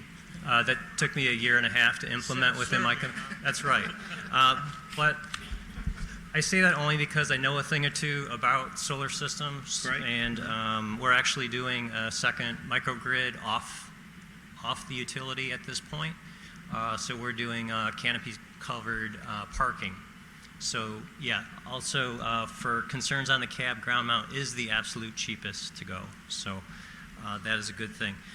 Just some pointers that can help your committee a little bit. If you do choose to island some of your facility, meaning it's completely off the grid with a mixture of solar, battery, and perhaps turbine or diesel generator or whatever as backup, that is called a microgrid. And that takes you out of the interconnection study, so you don't have to wait 16 months. So we're doing that same stream. We're getting a lot of work done. We're about ready to start pile driving the canopy, and we will eventually have it back fed to the grid as well when we get that 16-month hurdle. Systems under, and for general knowledge, systems under 1 megawatt, you can go a fast track process, which puts you at the front of the line. Just costs you a few $100s more. This obviously wouldn't cover that. Right. So as some suggestions, maybe look if that's something you want to investigate, is to have multiple, not necessarily 1 megawatt fields scattered all over the place, but if you do have some isolated facilities, it would be a great opportunity to island. And just one other point with regards to concerns about the lifespan. Lifespans on the panels, they do degrade over time. It's about 0.1%. So ours over a 25-year period, no more than 3%. We have that contractual. You can also supplement that with additional panels being added to have the same output you had from day one. I know I get 2 questions, but I don't really have too many questions. Someone else was asking about the infrastructure improvements. In the last 2 years, same cost for panel, you're getting approximately 10% more wattage out of each individual panel. So it is growing that quickly. So, thank you. Appreciate that. Great presentation. I can't argue with anything you said there. You know, and the takeaway I want everybody to understand today at the CAB is that we're excited about this today. We got to make sure that at the end of the day, from a taxpayer standpoint, it's a cost-effective decision, and that's where we're going to continue to keep you guys in that process there. But I'm personally gotten a lot of information here recently and learned a lot, and I think there's an opportunity at Savannah River for us. So I'm hoping we're going to give you some positive updates as we proceed through this. I did actually have a question buried in all this, in my notes here. Your 5 cents per kilowatt, that's obviously your usage rate. Correct. Doesn't assume your peak demand rate, correct? That's correct. Do you happen to know what schedule you're on with Dominion? Rate 23. So are we. So your rate's probably around between 10 and 12 cents. Well, it works on us at about 8 cents. 8 cents 8 for you? cents. Yeah, Okay. that's what I'll. 2 to combine the peak along with the base. It works out about 8 cents right now. And the other critical factor with interconnection is what the immediate feed area of the grid can handle. So in our particular case, we would have a further 1.5 delay with Dominion because they would need to upgrade their substation. They have to treat every watt that you produce on these as though it can all go to the grid. And if you compound that with a battery, they have to imagine that your solar panels are on and your battery fully discharges to the grid, and they have to be able to handle it. Those of us who visited the grid simulation facility in Charleston, it was like a year or so ago, 2 years ago, absolutely phenomenal education on the topic because it has to handle that big, huge spike of power. And that's actually the biggest problem California has, is they have all these contributors and they're literally giving money to Nevada and other surrounding communities to take electricity off their hands so they don't blow their grid apart. So South Carolina's taken a much more practical approach. The actual percentage, I think it's somewhere in the 3% range is what their target was. So renewables aren't that big just yet for South Carolina, but they're growing it smartly here. So I think from just a kind of a general knowledge for us citizens, it's kind of good stuff to know that they are looking after us pretty well. Okay. And Bert, if you guys decide to travel down the path of covered parking, I know, I'm not going to skip them. I'm making a side note. It's cool. I hear Covered parking, I know exactly which parking lot Okay. we should do. Okay. I'm a big fan of not climbing into a hot We had car a anymore. gentleman say, yeah, let's make parking garage panels, and then underneath it, we plug in all of our electric cars, right, during the day. Right there. Yeah. Doug? Doug Howard Cap. Great presentation. Bert, I have a question similar to Robert's about the future and the future possibilities of solar power out there at SRS. With all of that being in consideration and the time that it takes with the application process and all the other variables that go in there, do you see, or would there be a possibility that the size of the panels would decrease where you would not need as much acreage as right now you're projecting? I mean, nothing's off the table. So if a smaller unit is what we end up feeling is most cost effective for us because of the fact that we have Amoresco already, and then there's a contractual commitment with Dominion on the rate and how much we consume from them, that's possible. I mean, we're just, right now, we're trying to at least hone in on something we feel like's the right approach, and that's where we're kind of gravitating to the 10 megawatts. But yeah, there could be a smaller unit, sure. Thank you. Betty Cook, Cab. Okay. Thank you very much. That was a great presentation. I just have one question. What's the lifespan of the batteries? If everything is stored in the batteries and you run off the batteries, what's the lifespan of the batteries, average? That's a good question. Elise, can you help me out on this one? And what battery system you use and what the warranty is on it. But for most of the utility scale grade batteries, say if something was built under Dominion, they would guarantee performance for, say, 10 years. It wouldn't be, the guarantee would not be as long as it would be for the panels, which is typically about 25 years. So the batteries might have to be changed out sooner than that. But the cost of battery systems are coming down so quickly that by 2025, they should be about half the price that they are now. Did everybody hear that? No. Okay. No. Can you say what kind of life then? So the cost of the battery systems, utility scale, should be about half of what they are now by 2025.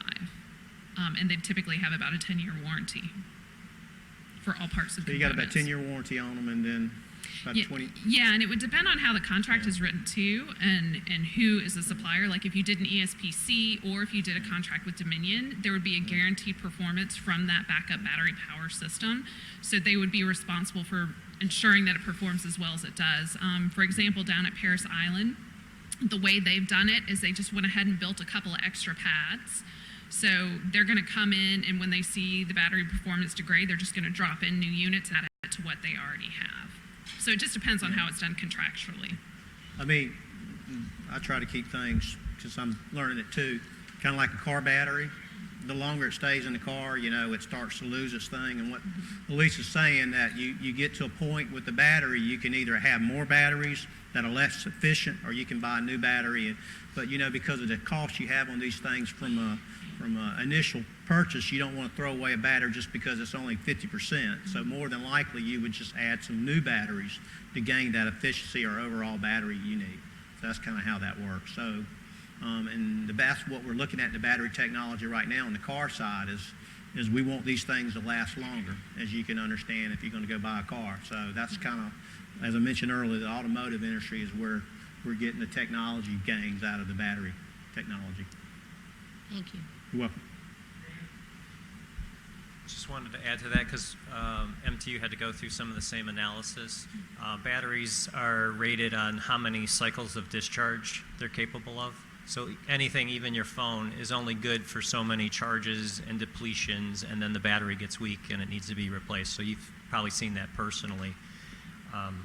So it's all good. And like she said, the batteries do typically carry a nice lengthy warranty period, and you would just supplement as needed.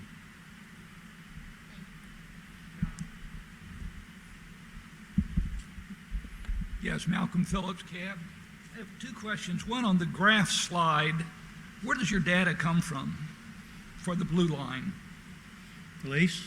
So since I made that graph, the blue line, if I remember correctly, that's the cost of utility scale solar power, not the SRS cost. I'm sorry, I can't hear you. Can you speak up or closer to the mic? Is this better? Yes, ma'am. Okay. Okay, so the data from the blue graph, that comes from the Department of Energy. That is Department of Energy data. And that is the installed cost of utility scale systems. The way that the SRS is calculated, that's our composite cost. So I use the two parts of the rate, the demand and the per kilowatt hour cost, to develop a composite cost so that I could directly compare the two over the same decade of time span. So the SRS cost has been relatively flat. I'm actually kind of surprised at how flat it has. And the small dip that you see in the last couple of years is due to the rate adjustment from everything that happened with BC summer.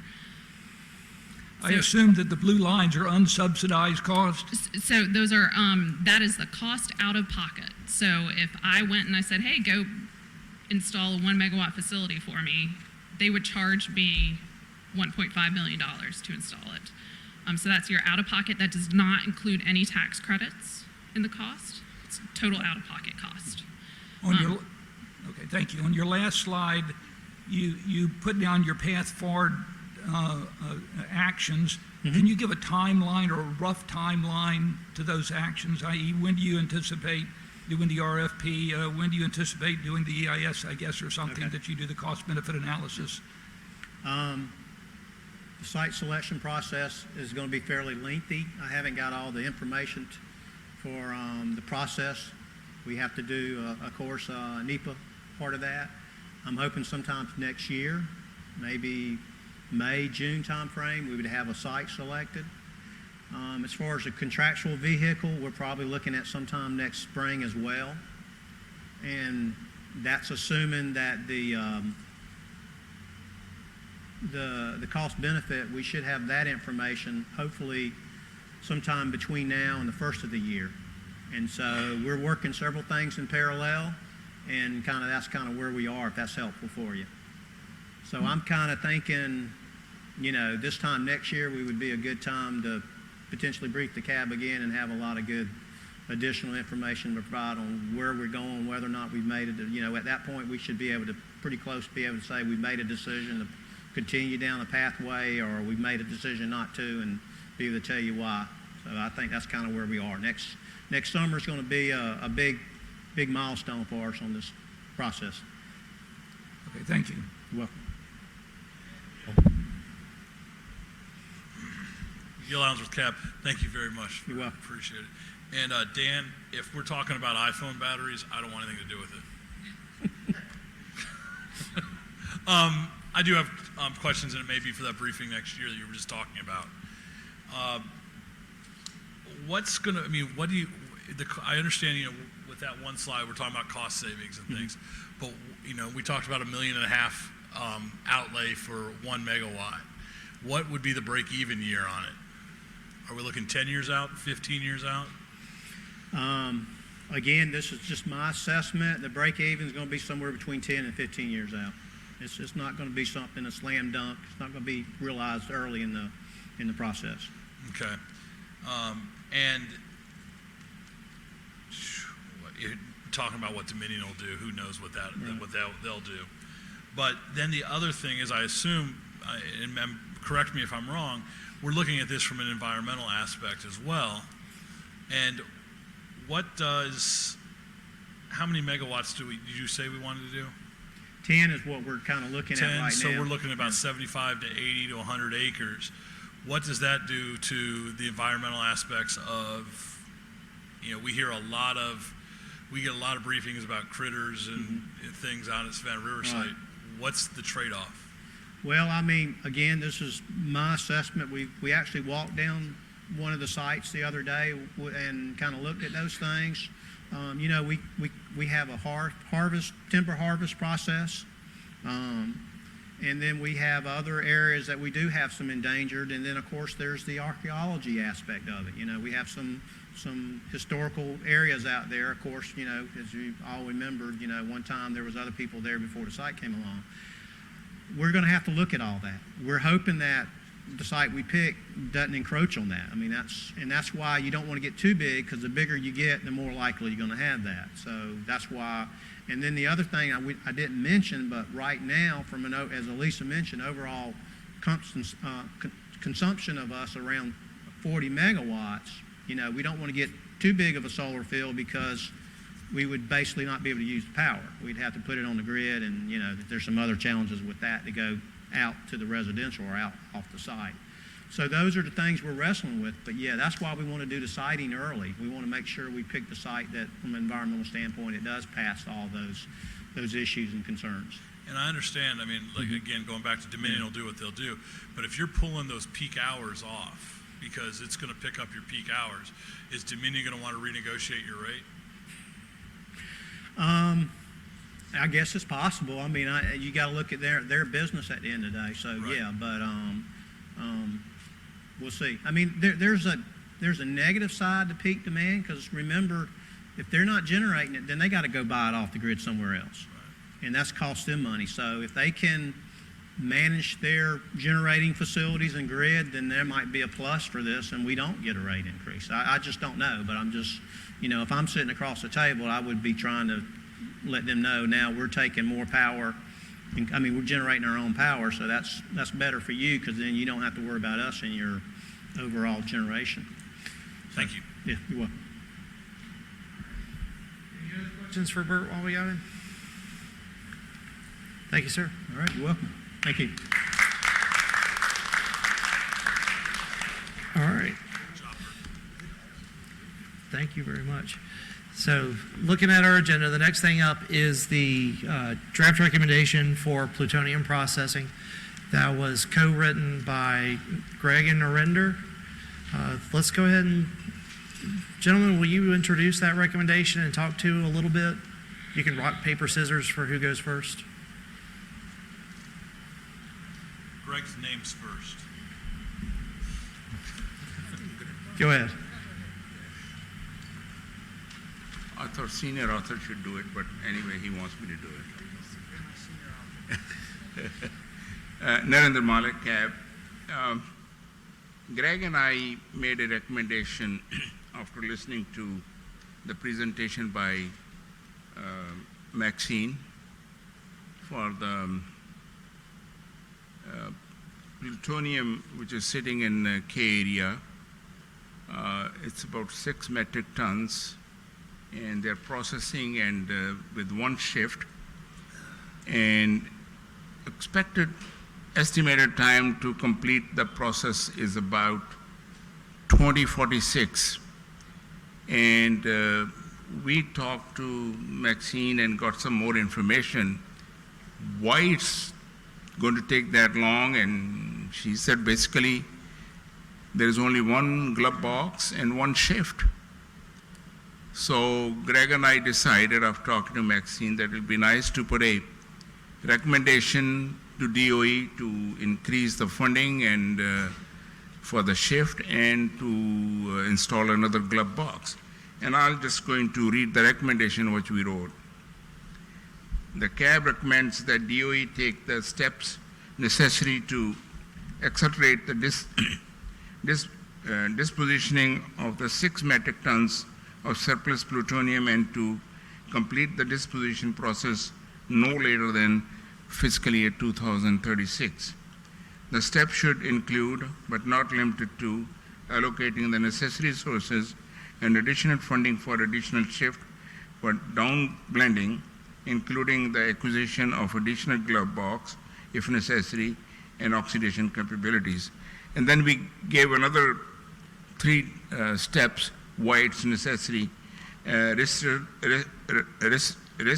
reduction.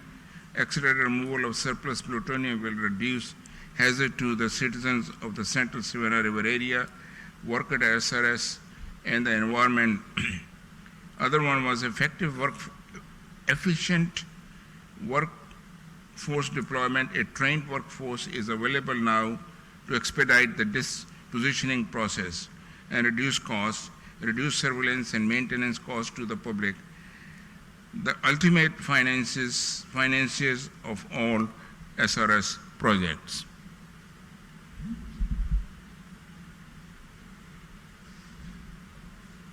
That was our recommendation. Any questions, comments, concerns about the draft? Dave Isley, I see your car going up. Dave Isley, Cab. I've got two comments. The last sentence in the background, furthermore, according to the program manager, some of this surplus plutonium is weapons grade. I don't see where that's even necessary to be in this. We've identified the plutonium. I will point out from a technical standpoint, fuel grade is actually more hazardous to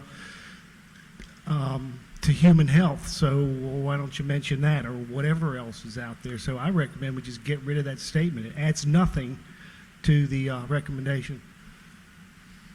So from furthermore, right here, Yeah, that whole state. down here, the bottom paragraph.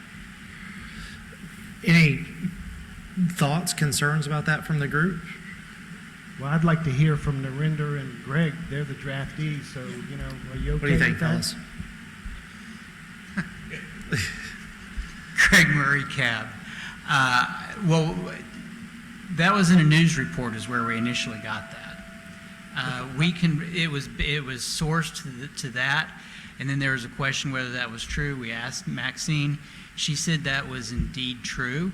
I guess my initial thought is, one, it adds some urgency to do it. Two, if you want to add fuel grade to it to make it even more urgent, then I'm all for it. Otherwise, unless it's incorrect, I don't think we should reopen this and do editing unless we absolutely have to. Okay, I'll defer to Michael Michelanis. Is any of the 6 tons? Dave, can I get you to talk is directly fuel into the grade mic? an issue? Dave, can I get you to talk directly into the microphone for me? Because I can barely hear you back here. Michael Michelanis, can you hear me now? Yes, now I can hear you. When Well, you speak directly the into 6 it. metric tons, is any of that material fuel grade? Or is this a non-issue? Well, Dave, first of all, I'm not going to get into the partitioning of that, but of what exactly is or is not part of the 6 metric tons.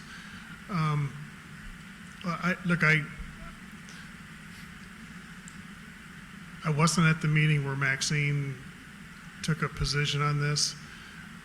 As far as the risk, this is your perception of the risk. The department manages that risk within the facilities. I think you're now starting to debate an issue that's tangential to the thrust of what it is you're trying to recommend.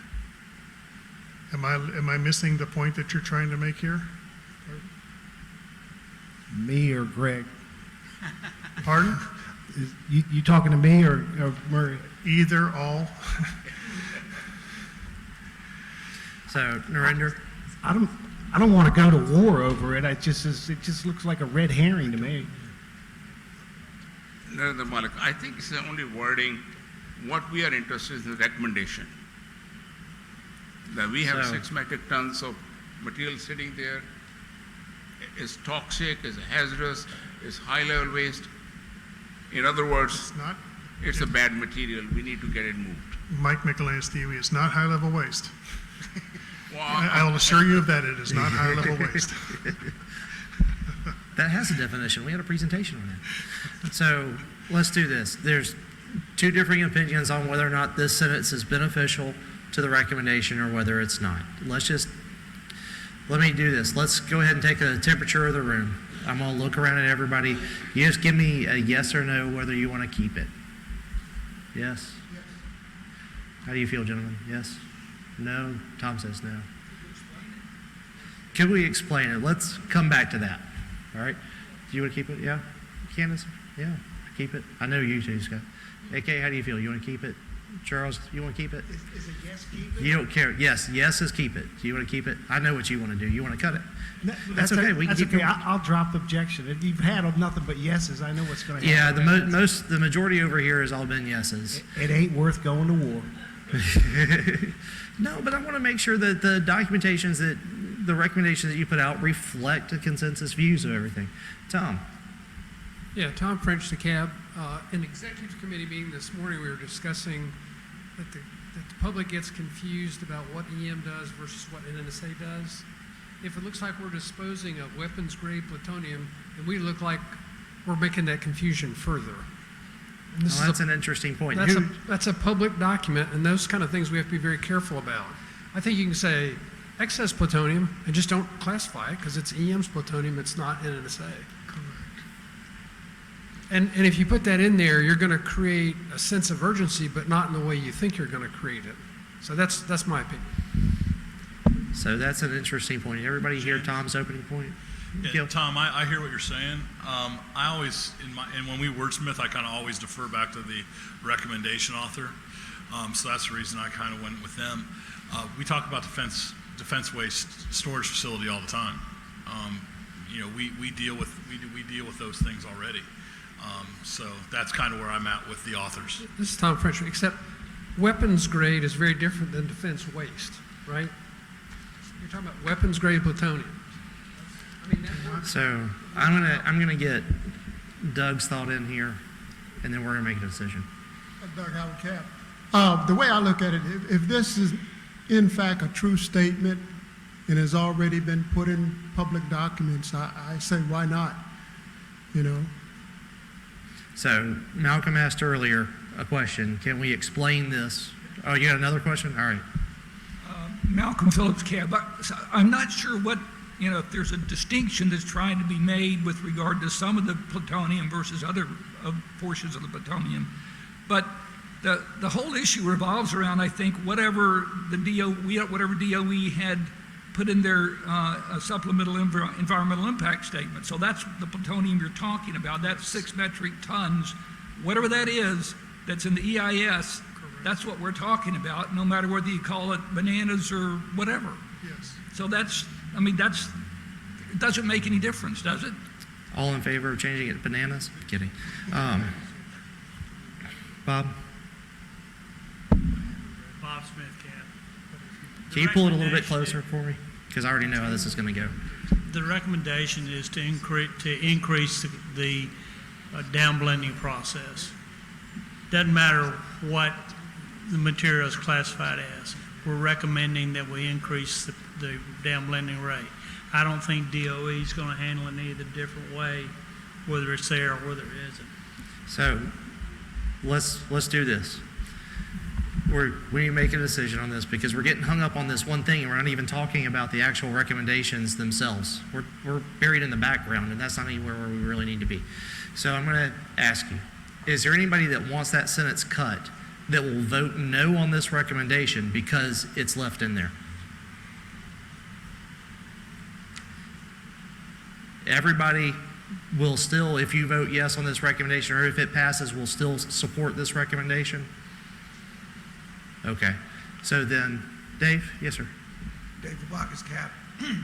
Excuse me, don't you have 3 choices, cut, modify, or keep it? Yes, you do. You have cut, modify, or keep it. Those are the choices. But I'm looking around and I'm getting the sits from the group that leaving it alone, that's what the majority seems to want. And nobody's going to change their vote afterwards. So with that being based on that sentence, no one's going to change their vote. So I have to ask, do we need to just drop this and move on? And look at the recommendations themselves? Yeah? Enough, let's move on? All right, enough, let's move on. Let's look at the recommendation points themselves. The 1, 2, 3. Heather, will you scroll down a little bit for us? So these issues right here. All right, scroll back up a little bit. A little bit more. No, up. Up a little bit more. There we go. The recommendation section right here. From the word recommendation down, let's look at that. What do we need to do to those parts right there? Because that's ultimately what the department's going to respond to and how they're going to look at your recommendation. Sir? Dave Isaac, Cab. I have a question for Michael Michelanis. The last part of the first sentence of the recommendation talks about oxidation capabilities. Do you need that capability to get rid of the 6 metric tons?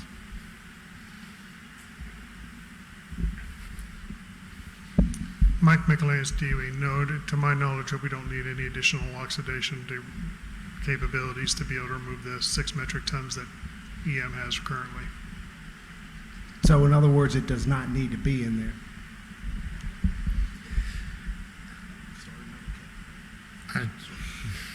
Not Mike Michelanis, DOE, not for the 6 metric tons that we're dealing with now. But I think when the CAB was drafting this, and remember, DOE tries not to influence what the CAB is. We try not to overtly tell you what you can and cannot say.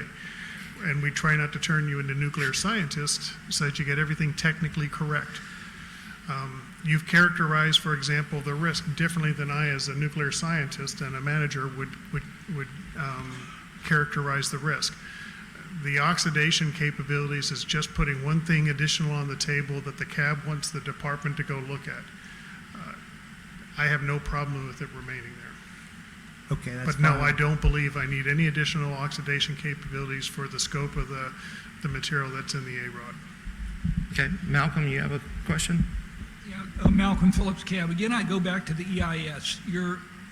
In the EIS, y'all had six metric tons. Did you put a schedule in that EIS that now has to be, you would have to go back and look at? Do you understand my question? Mike Michelanis, TV. Yes, I do. However, Maxine didn't travel down with me for this trip, and that was done long before me. I'd have to take a look up on it. Okay, If so that's important to you, I'd have to get that information back to you. I'm guessing that's something we should know before you make the recommendation, because we don't, the CAB wouldn't want you to go back and do the EIS all over again with a shortened schedule, because that's a do loop that's difficult. Carlos. Carlos Cato, CAB. Mike, to piggyback on that, is there anything that you feel like could be added or deleted from this recommendation to make it more impactful?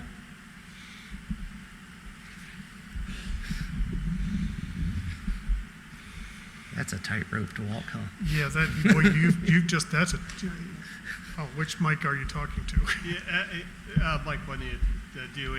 I just got one thing that concerns me a little about this, because you emphasized the risk to CSRA, workers at SRS, and the environment.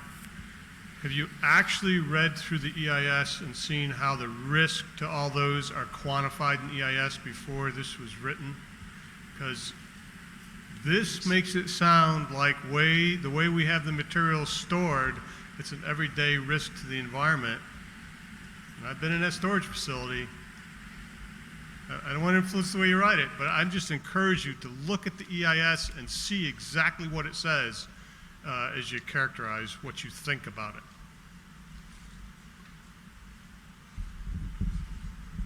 Okay, that's an interesting. Any thoughts on that, Greg? Greg Murray, CAB.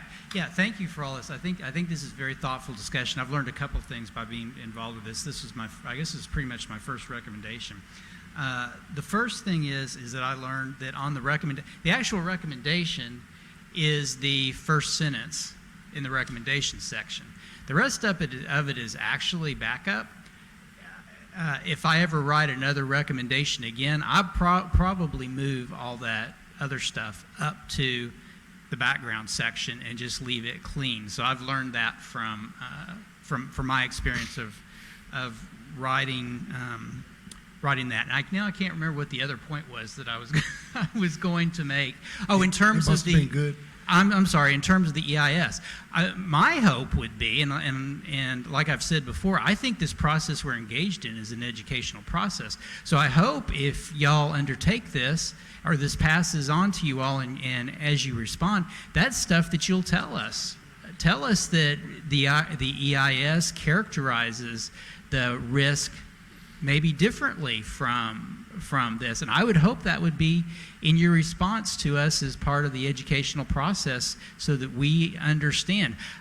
If you ask the public, my suspicion is, I don't know this, how risky it is, how risky having that stuff is, I bet the public's much closer to this position on it than it is to a nuclear scientist's position on it.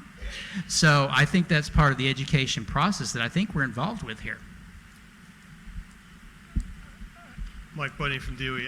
I would just say that that we as a group ought to go through that education process before we put this in writing, because this becomes a public document that some people may use for purposes different than you had intended it.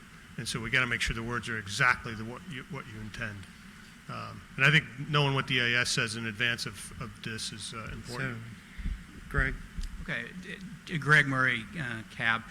By the way, this was written in response to Maxine's presentation, whenever it was, I guess a board meeting ago.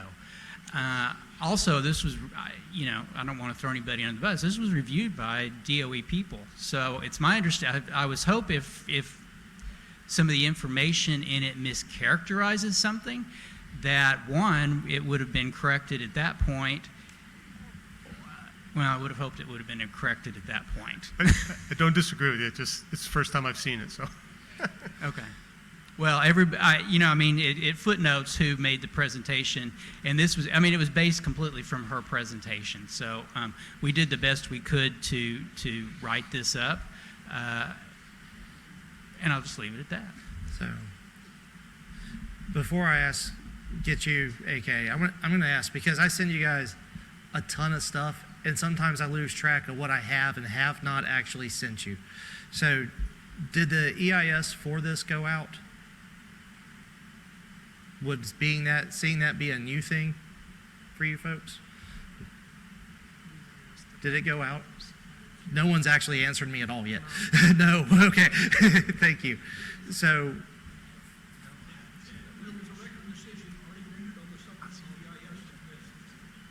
do you want to say that into the microphone? Because even from this distance, that air is really loud, folks. I can't hear it. You've got to be right there.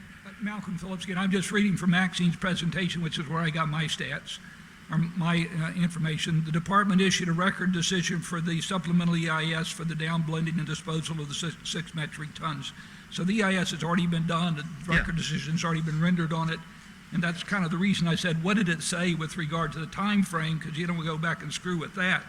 Okay. As you're going forward with the recommendation. But there's a lot of other things in here. As you said, what is the risk? Is the risk the transportation risk to WIP? Are we down blending to get it characterized so WIP will accept it? Does that alter the WIP schedule? There's a lot of moving parts in this that go beyond simply to accelerate the down blending by 10 years. That needs to be looked at. AK? AK Hassan Cab. Is it possible for us to delay a vote on this until tomorrow and give? Well, we're not going to vote on it until tomorrow at all. Okay. So. And give them the parties that wrote it up an opportunity to talk with the officials at DOE, because it seems to me that a very strong point is being made that lends itself to the idea that we will actually be miseducating the public if we leave it as is, and that's could pose a serious consequence in terms of us trying to address these issues, in the future. It seems like the comments need to be more to the actual characteristics of the 6 metric tons, et cetera, et cetera. So I'm just thinking there might need to be some adjustments, and since we have time to do that, maybe we might want to have the parties that drafted it take a look at that information. Folks, I'm on your time. So you got to tell me what you want to do, how you want to approach this. Is this something that you feel like, AK, Dan, you don't need to put up a card, I got you. Dan Kaminsky, what's your thoughts? Dan Kaminsky, CAB. My only concerns on the way the discussion's going is we're slightly flip-flopping whether we're experts or not, and what we have to have perfectly clear in our recommendation. This is a public opinion of, and I've heard much worse public opinion of what they think goes on at the site. And the great thing is this, other than maybe a couple minor inflammatory type little phrases in it, it's pretty neutral. And DOE has every opportunity with their response to clarify and educate us on those specific topics. I, off the top of my head, don't even know what an EIS is. So that being said, we have a wonderful time to educate us with the response. Thank you, Dan, because that gave me the thought that I needed, the time to think. So here's what we need to do. Dan's right. This reflects the public's opinion, your opinion, on what you think about the department's activities. So, as written, as Dave pointed out, add, modify, delete, right? That's what we need to look at. Is there something in here that keeps you, in the recommendation, that keeps you from voting yes, keeps you from supporting this recommendation? If so, what is it and what do we need to change? Let's address those topics. If I don't see any cards on it, then I think that you may not love it, but we need to move on. Tom, what do you need to change? I don't need to change anything, but I think at some point, and I'm going to take a little bit of issue of we just throw stuff out there and then we get educated. The EIS is out there. I think we should at least look at the record of decision that was rendered by DOE, right? And then make sure that we're not crossing a whole bunch of lines, which I think was Malcolm's point. I mean, that's just my opinion. So your opinion is homework for everybody. No, I mean this legitimate. After this meeting, look up the EIS. It's published online, right? Look it up, read it over, and then decide tomorrow how you need to vote. Did I put words in your mouth? Right, yeah, a little bit. Maybe record of decision. And the last time I looked at an EIS, that wasn't an hour sit down with a cup of coffee and read it. What else are you going to do tonight, Tom? Gil? Evidently. One of the things that I would like to remind, hi, Gil Allens with CAB. One of the things I'd like to remind is we're not a consensus board. We don't all have to agree. We take a vote for a reason.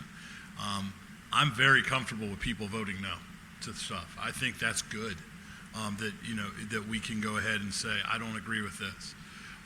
So, if it comes down to the vote is, only one time in 5 years has there been a vote that's been even remotely close. And funny, Dave Borak's in the room for today too. But we found the link. But so typically we see 3 to 5 people maybe vote against something, and it shows that the CAB's overwhelmingly in support. So, it's okay. It's okay. We for not all of us to agree on every single issue. That's true. That's true. AK, your card's up, and then we'll go to this corner over here. So AK, and then Jerry. AK Hassan Cab. Again, considering the concerns that's been addressed, I think the education of the public, and each of us obviously represent the public. I think if we have accurate information available, I think it's to our advantage to use that. And with the sentence beginning with plutonium in the first paragraph, that states plutonium is highly toxic and plutonium oxide contamination poses a serious risk to human health and the environment, including nuclear accidents and radioactive incidents. Considering the information that has been and concerns that have been addressed, I would like to see that removed and would have a problem voting for it if it stayed in. In the microphone. I don't know what you wanted. I have no idea. Can you say those last 2 sentences again? Okay. Do I need to read what I read before? No, I just need the last 2 sentences that you spoke. I'm saying that particular statement that I read, beginning with plutonium and ending with radioactive incidents, that based on the concerns that have been addressed, I would have a problem if that particular statement is left in terms of voting for the recommendation. Okay. Jerry? Jerry Mossbarger, CAB. I'm going to answer your question directly. Is there anything that could be removed that would allow me to vote for it directly? Hot damn. I'm going back to Greg's comment because I agree with it, and we discussed this in committee. But his recommendation simply is to get this completed by FY 2036. The rest of it is sort of puffery, so surplus. So if you just say, let's finish this by FY 2036 and don't tell them the steps they have to include but not be limited to, just get rid of that, I think you've got the recommendation. That sounds like a suggestion. I love it. You're my new favorite board member. So let's look at this. So from here, the steps should include all the way down. You're recommending we cut. Yeah, I'm saying get rid of all of it. How do you feel about that, gentlemen? The authors of the recommendation. After the first sentence of the recommendation, the steps should include all the way down. Cut that. Narendra, I need you to talk into the microphone. I am. No, you're not. It was beside your face. It was not in it. You're a tough guy to convince. Yeah, but I think we can now. remove all those steps. Hmm? We can remove all those steps. Remove all that? Yeah. Okay. So, folks, take your copy, take a pen, everything from the steps and all the way down through overall, all the way to the end of projects, right, Jerry? That's what you're recommending? We'll cut all that. All that's gone. Malcolm, how do you feel about it now? Almost perfect, except what is dispositioning process? If we defined that earlier to mean removal from the site, I concur. But make sure that's defined someplace. This dispositioning process needs to be defined as removal from the site. Then I concur. Put a pin in that. Doug? Doug Howard, Cap. What I'm looking at, are we trying to be politically correct? Are we trying to tell the truth? Which one is it?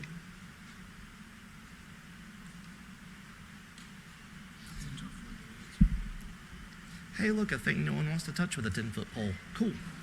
So, Mike. Hey, Mike Bunny Dewey, I think you're trying to tell the truth.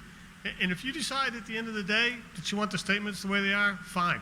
I just want to make sure you'd looked at the reference document that you had working a fact-based decision, and I just didn't know if you'd actually seen the EIS that described how DOE views the risk before you came up with those risk statements. That was my only concern. Greg? Greg Murray, CAB. I think that's a fair statement, and I will say that no, at least I have not. This recommendation, at least as far as my participation, was based completely off of Maxine's presentation. So I feel comfortable. This actually, as a political scientist, this is a very interesting process as this is playing out right now. I rely on her assessment. Like I said, once this was written up, we sent it out for review for it to be cleaned up a little bit. I know you scowled, and I think it's fair, and it's me still learning the process when I said I see this as an educational process, so if we put something forward to you all in a recommendation that if it's incorrect in some way that you'll basically clean it up and say, hey, that's really not how it is. I understood, it seems to me like it's a fair way to, or an appropriate way to do it. It has nothing to do with fairness. That may not be what we're supposed to be doing. I don't know. That's the way I perceive it, at least. So, no, the answer is I have not seen the EIS. And I guess my only question on this would be is if there's something clearly that's wrong, then hopefully they'll be pointed out. People have pointed out things, and I think they're fair things to point out. But nobody said, "Oh, that's clearly wrong." Nobody said there's a misstatement in here. There might be a mischaracterization, but there's nobody said there's a misstatement of any kind. So I think that's a fair thing to note as well. As people have pointed out, I guess Jerome pointed out, really the recommendation is just that first sentence, just accelerate the process. Quite frankly, we mentioned the glove box because Maxine mentioned the glove box. You notice it's just accelerate in general. I don't care personally if you don't do a glove box or you do 27 glove boxes. My only concern is that it's accelerated. So I think those details in the proposal to strike them are very appropriate. So, Candace, I'm going to get your comment, and then we're going to do a thing. Candace Cave, Cab. If we remove what has been proposed, I don't think it changes the spirit of the recommendation. I mean, it's still all valid. It just gives DOE more leeway and room to kind of put their own creative spin on how they go about exercising the recommendation. So I would vote for it in this state.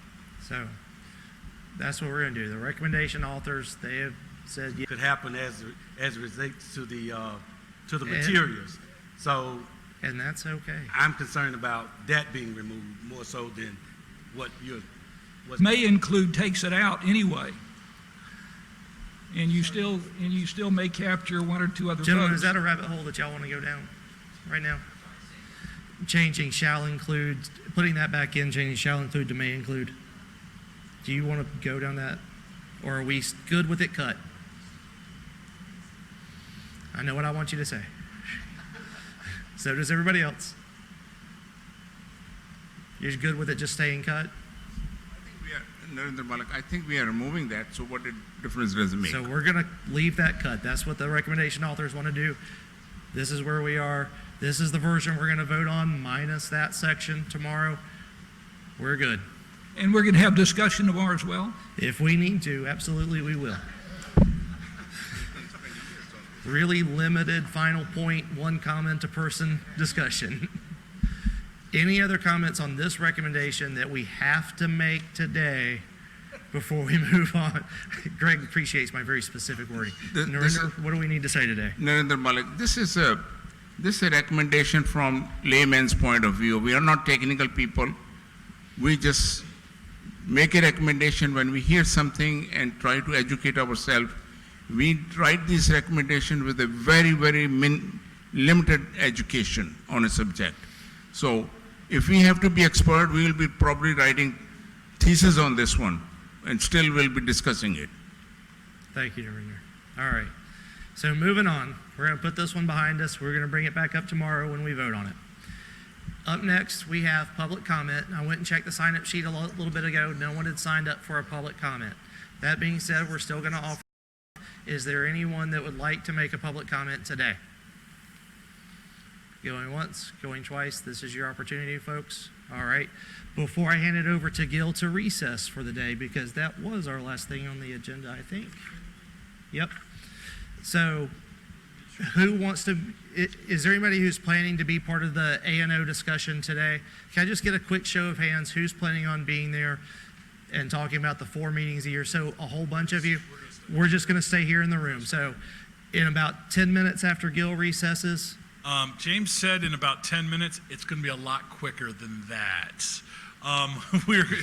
So we are going to recess. What tomorrow, James? 9 a.m. So we'll be back here tomorrow at 9:05 a.m.